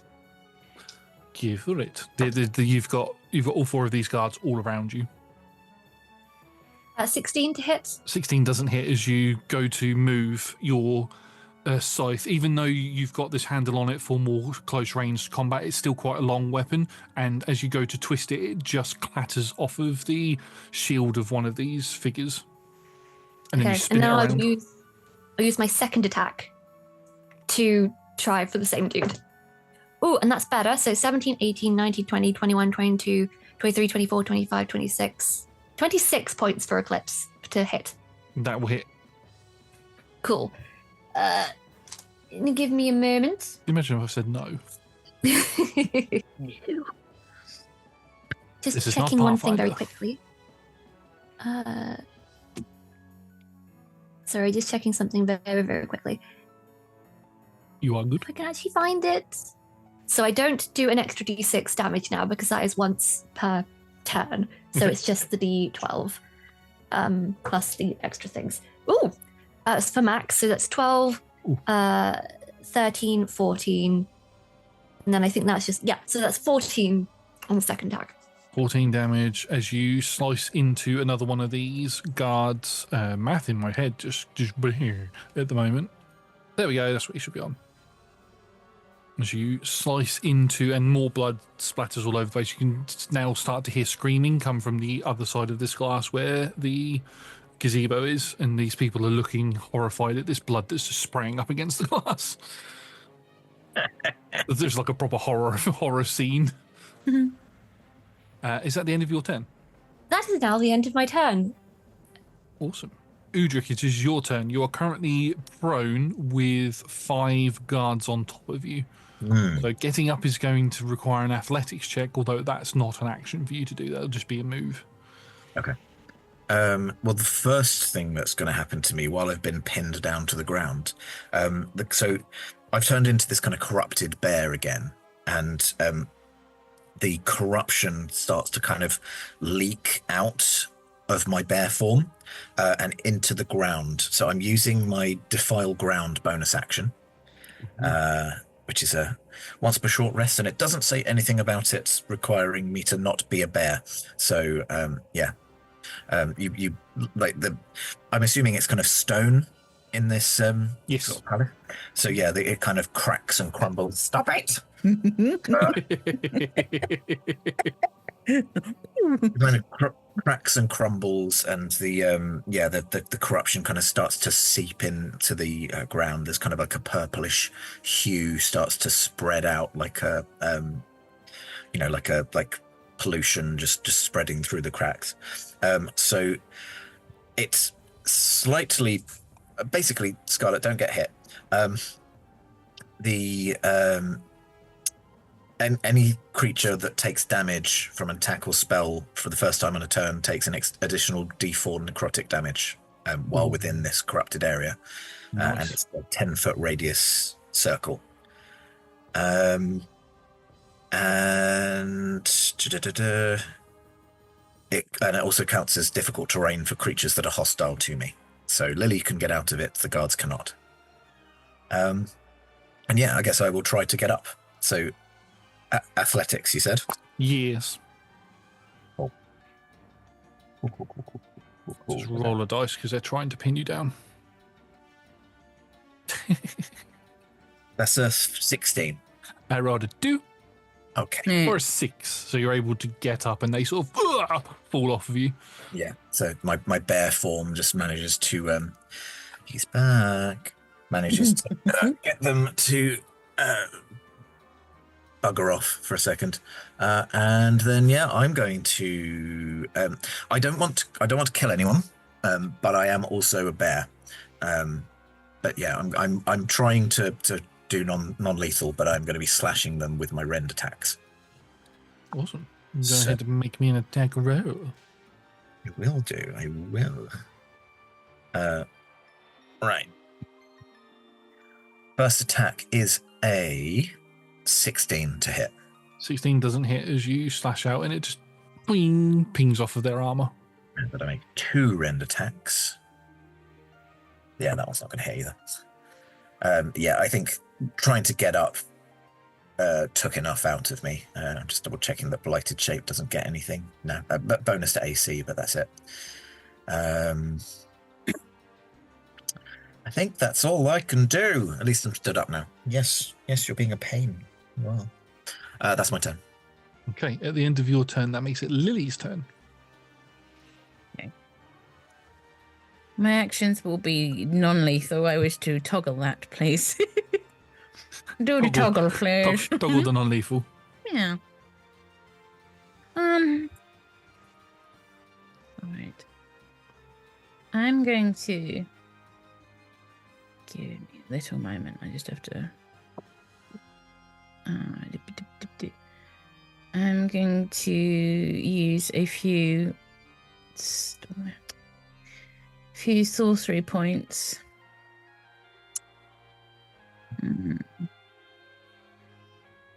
To do quicken spell. Okay. Okay. Don't use 2 sorcery points to be able to cast a spell as a bonus action. Or can cantrips be a bonus action or no?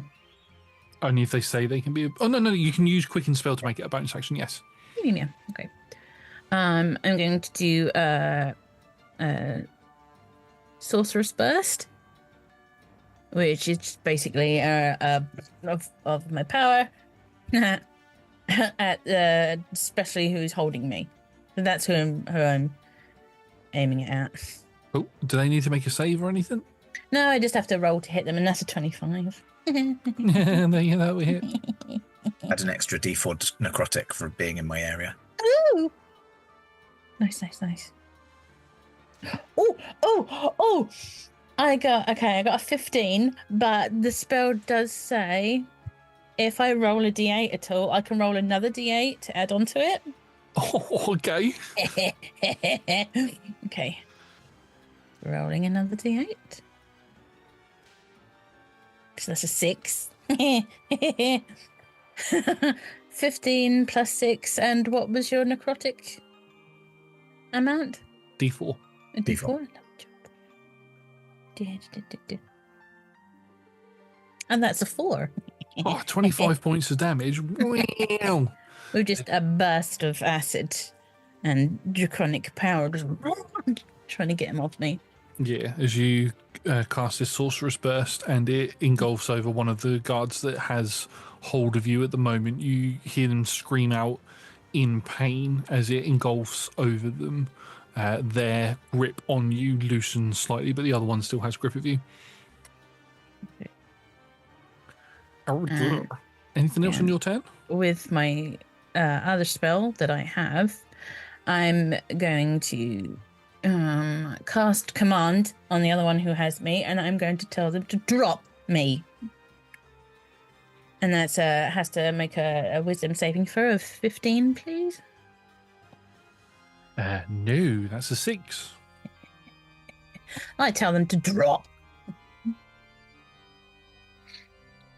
It's just a one-word command, isn't it? Mm-hmm. Drop. So instead of them dropping you, they drop to the floor themselves. They let go of you, but they drop to the floor. Hate the corruption. Yes, into the Face filth. first into it. But I still have one on me, right? But that one is the one that's burning at the moment. Yep. They're going to have to try to grapple you again before. Yep. How long does command last? Is that just that turn thing? Uno momento. Duration instantaneous. Okay, so it's just that one command, so that guard can get back up and try to grapple you again. Okay, I mean, at least it means they're not trying to restrain you on the next turn. Nice. Yep. Yes. And I just tell the one that's burning, I'm only going to make it worse. Get off. Just calm down, is what the one that's burning says. You stole my book. Rawr. Ah! A lot of screaming. All right, is that the end of your turn, Lily? Yes. That makes it the bodyguard's turn. The two that currently have hold of Peri are going to try and restrain you, and then the other two are going to attack you. So I'm going to go for restraining first because you are raging and they do not know how much of a threat you are. So this is going to be 2 attacks to restrain. Oh, no, I don't know what that's going to. That is 16 and a 10. The 16 is meets beats. 10, no bueno. Okay, so one tries to pull one of your arms up behind your back, but isn't quite strong enough to do it. The other one pulls your other arm up with a lot more ease, grabs the other arm from the other guy, and then pulls that up as well. And you are now considered restrained by them. In fact, no, because you're armed, they're going to disarm you instead. Because disarm, then get rid of the weapon, then try and restrain you. So instead, they pull the scythe out of your hands and they chuck it to the floor right next to you. And then the other two are going to make unarmed strikes against you. Ooh, one of them is frightened, I think. Yes, so they will be with disadvantage. So I shall roll. I'll do the one who's frightened first. Because he can't. No, he has to run away from you. So he's going to run away. He runs away and runs up the stairs. So it's just the one guard who's going to attack you. So he's going to attack you 3 times. Don't know what I've done to deserve this. No Okay. idea. The blood God, on the they're on a window. hair trigger here. Blood on the window says otherwise. So that is going to be a 23, dirty 20, and an 11. The 11 won't hit. 2 of them hit. 2 of them hit. You are raging, so you will half this damage. So the first lot of damage is going to be 6 points half to 3. And the second lot is going to be 10 points half to 5. As they just punch into the side, try and punch into the side of your head, trying to knock you unconscious. They're just making me madder. And this other guard runs up the stairs and disappears. And then we move to the top of the next round, where it is all of the other guards' turn. The 2 guards that are currently on Lily are both going to try and grapple you again. The one who you commanded to drop is going to get up and try and grab you, as is the one that you burnt, who I said let go of you. So 2 more attacks, because apparently grappling is just an attack roll now. Rude. You can forego one of your attacks to make a grapple. So that is going to be a 23 to hit and a 12 to hit. 12 does not. 23 obviously does. So it just grapples you. Not anything else. So your movement speed is 0, attacks and all that are all normal and all that sort of stuff. Mm-hmm. And then the others, seeing as you have sort of exploded off of them, Udric, they are, and you are a blighted bear, they are going to attack you. So it's going to be 5, it's going to be 10 attacks at you. But it's 10, so they got 2 each. There's 5 of them. Rude.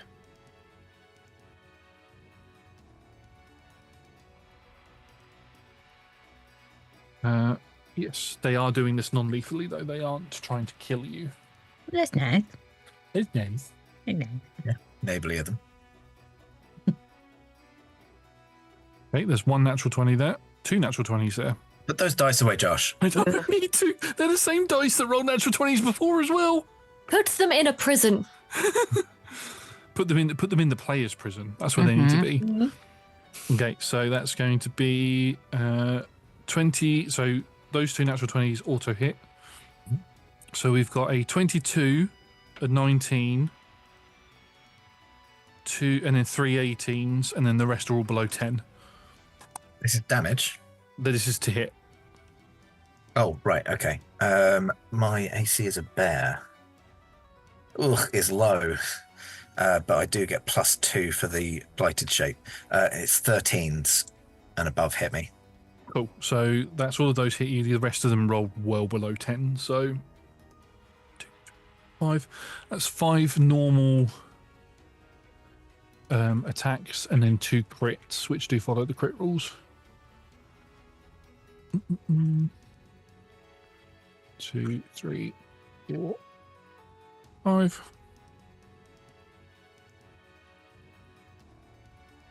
So that's going to be 11. Do you have any resistances in blighted form? No. Okay. Nothing like that. Okay, so it's 11, 21, 20, 21, 26. Oh, wow, already low. 26. Really low, 20. Oh, you're adding this as you go. Yeah, 32, 32, 43 points of this in total. 43 points of slashing damage, Cool. non-lethal. I do change back into Udric from a bear, but I am still awake. Okie dokie. Now it's the 2 natural 20s. Oh, that wasn't even including them. Nope. I'm probably going down then.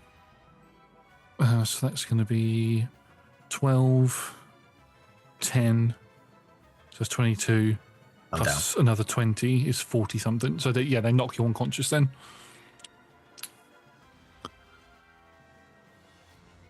Sorry, pal. So they don't. What they do is they knock you unconscious. They're not knocking you into death saving throws. They just knock you unconscious. Yeah. So you're stable, but you're down on the floor, and then they bundle on you and start shackling you up. Okay. That makes it Peri's turn. Okay, so was I restrained or just disarmed? You are just disarmed, so your scythe is on the floor. And is it a full action to pick up my scythe? Yes. Okay. What I will do then, is there like someone between like where the scythe is? Is there someone near it who would kick it away? There is somebody near it who could kick it away, but it's currently at your feet. Okay. I'm kind of going to stand over it so that it's harder to kick away. Just like kind of straddle it a little bit so it's within my thing. And I am going to, the first thing I'm going to do is going to use a bonus action. I'm just going to put a hand to my chest and it pulses with golden light for a moment before like the darkness everywhere just kind of gets sucked in and envelops me for a moment. My eyes go a bit darker than usual as I heal myself. Back up to, so that's 8, 47, 48, 49, 50, 51, 52, 53, 54, 55, back up to full. Oh, wow. Okay. And that was my bonus action. So I am going to do 2, like I'm not great with unarmed strikes, but there's something. Yeah. So the person nearest, I guess, or the person that I cleaved into. Yeah, the person Maybe. you wounded the most, yeah? Yeah. I mean, if he still looks like he's got juice in him and still gonna come at me. Oh, definitely, yeah. Yeah. Oh he's- yeah. Yeah, I'm definitely. gonna clock him in the face. Yep, go for it. Okay, there's a die. So that is 11, 12, 13, 14, 15, 16, 17, 18, 19 to hit. Does not hit. As you go Oh. to punch him, he just moves his head out of the way and it goes past. Okay. Second attack is better for a 19 plus 8. Yes, that will hit. That will hit. Great. Okay, and that is, it's just base 6 damage. Yeah, so he moves his head out of the way, but doesn't realise that your other arm is coming up for another strike, and you clock him right in the chin, and his helmet flies off of his head. And as it clatters to the floor, you can see that he's elven in appearance. He's slightly orange, sort of glow to his hair and to parts of his skin, symbolising that he might be a fire elf. As he looks back towards you with flame in his eyes, because fire. Because yeah. Because, yeah. Because Yeah. cool. I can't tell you how little I care for this man. Yeah. I think that's all I can do, except say to them, I didn't want to get violent, but you took my shit. Give it back and this can all end. Stand down is what they say to you. Give me back my shit. We have one of your friends neutralized already. Stand down and there will be no more need for blood or pain. I said, give me back my shit. And I spit in his face. Yeah, lovely. Mm. Watches it. Sizzles up as he's a bit hot because he's a bit angry. Is that the end of your turn? That's the end of my turn, yeah. Okay, so Udric, it would be your turn, but we need to sort of skip over that at the minute because you are restrained. Lily, it is your turn. Okay. I am grappled, yes? Yes. Yeah.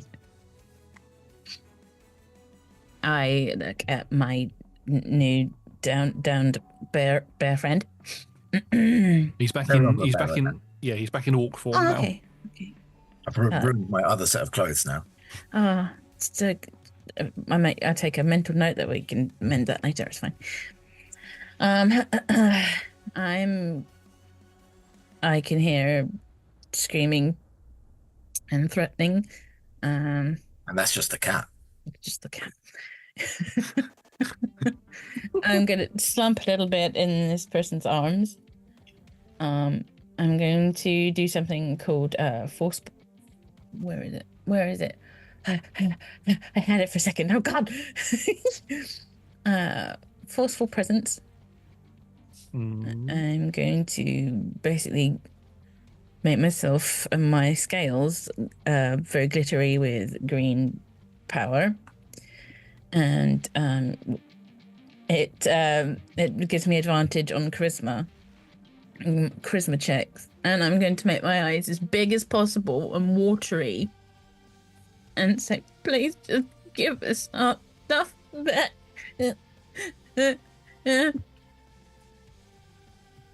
What do I need to roll against it? It just gives me advantage on charisma checks. Right, persuade you. Give me my stuff, please. Make me a If persuasion this doesn't work, check. nothing will. Yeah, make me a persuasion check with advantage because of your thing.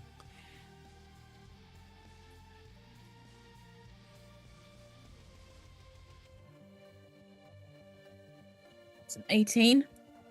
Tell your friend they need to stand down and all of this will stop.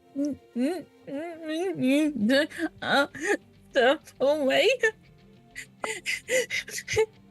Please, I really want my book back. My dad gave it to me.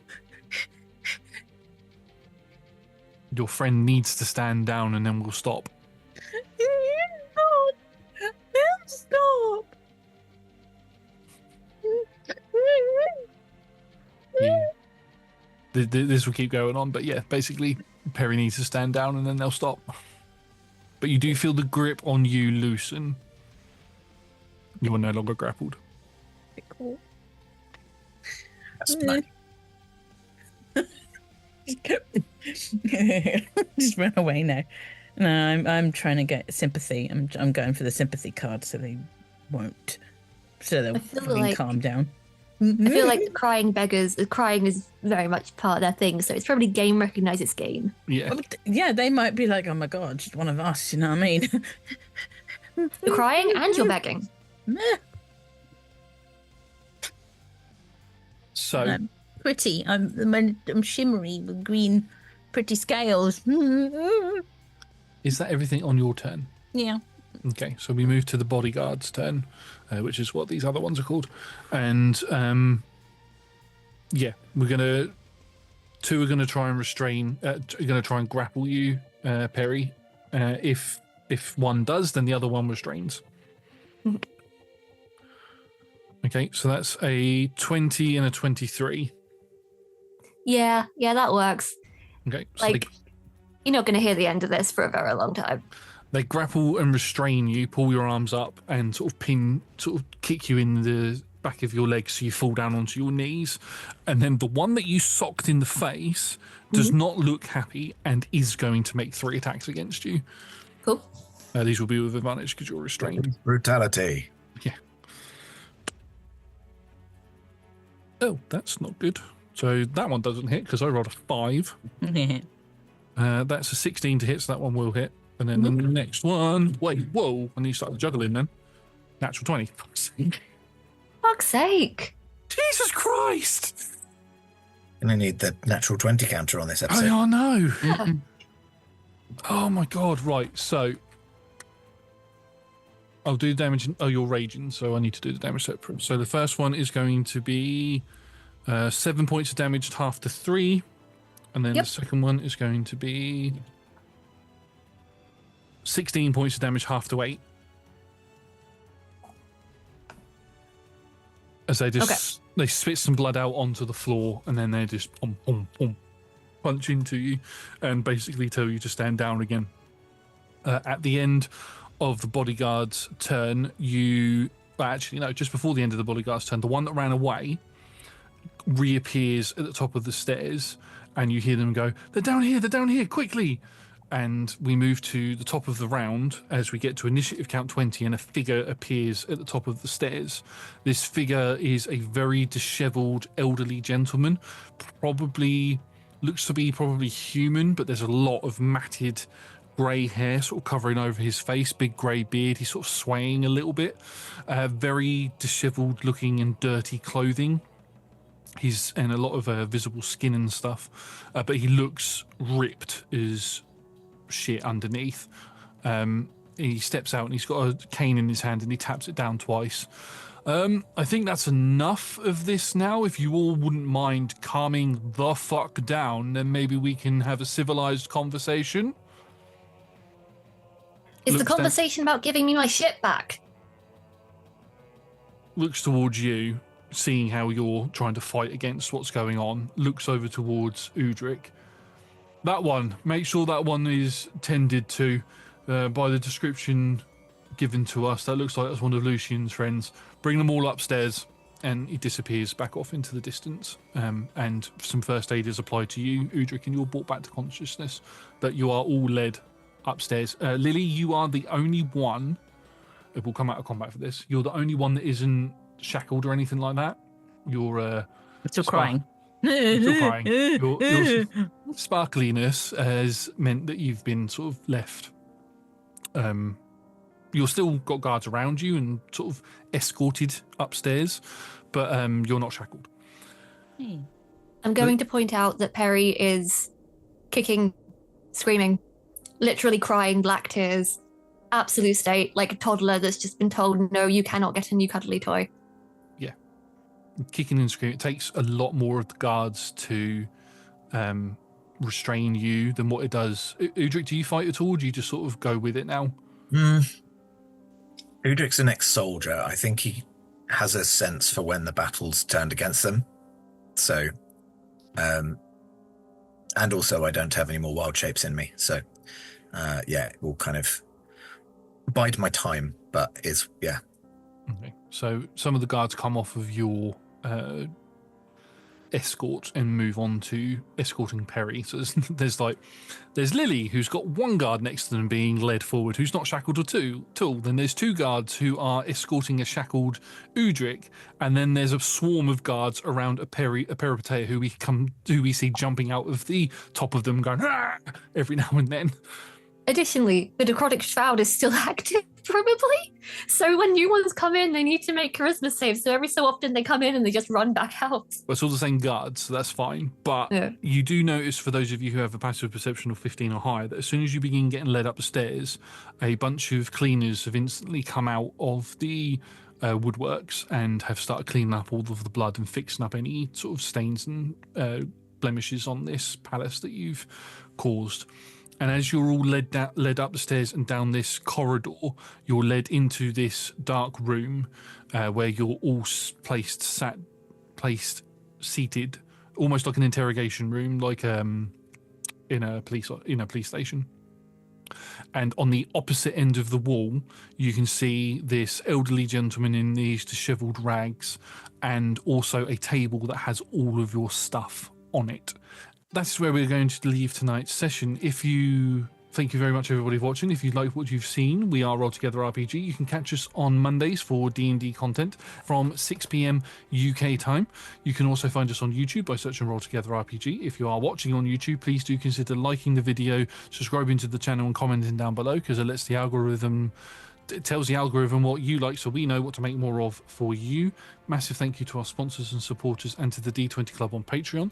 They are fantastic. They are the best. You can join them from as little as $1 of your local currency per month, or 1 goat, which must be sent to Tom for various reasons. There are new shows coming out there every fortnight, so please do go and check that out. Massive thank you to my players for playing this and for giving a really good ending that I hadn't thought of. So thank you for that. And we are going to go, and we will see you next time. Goodbye.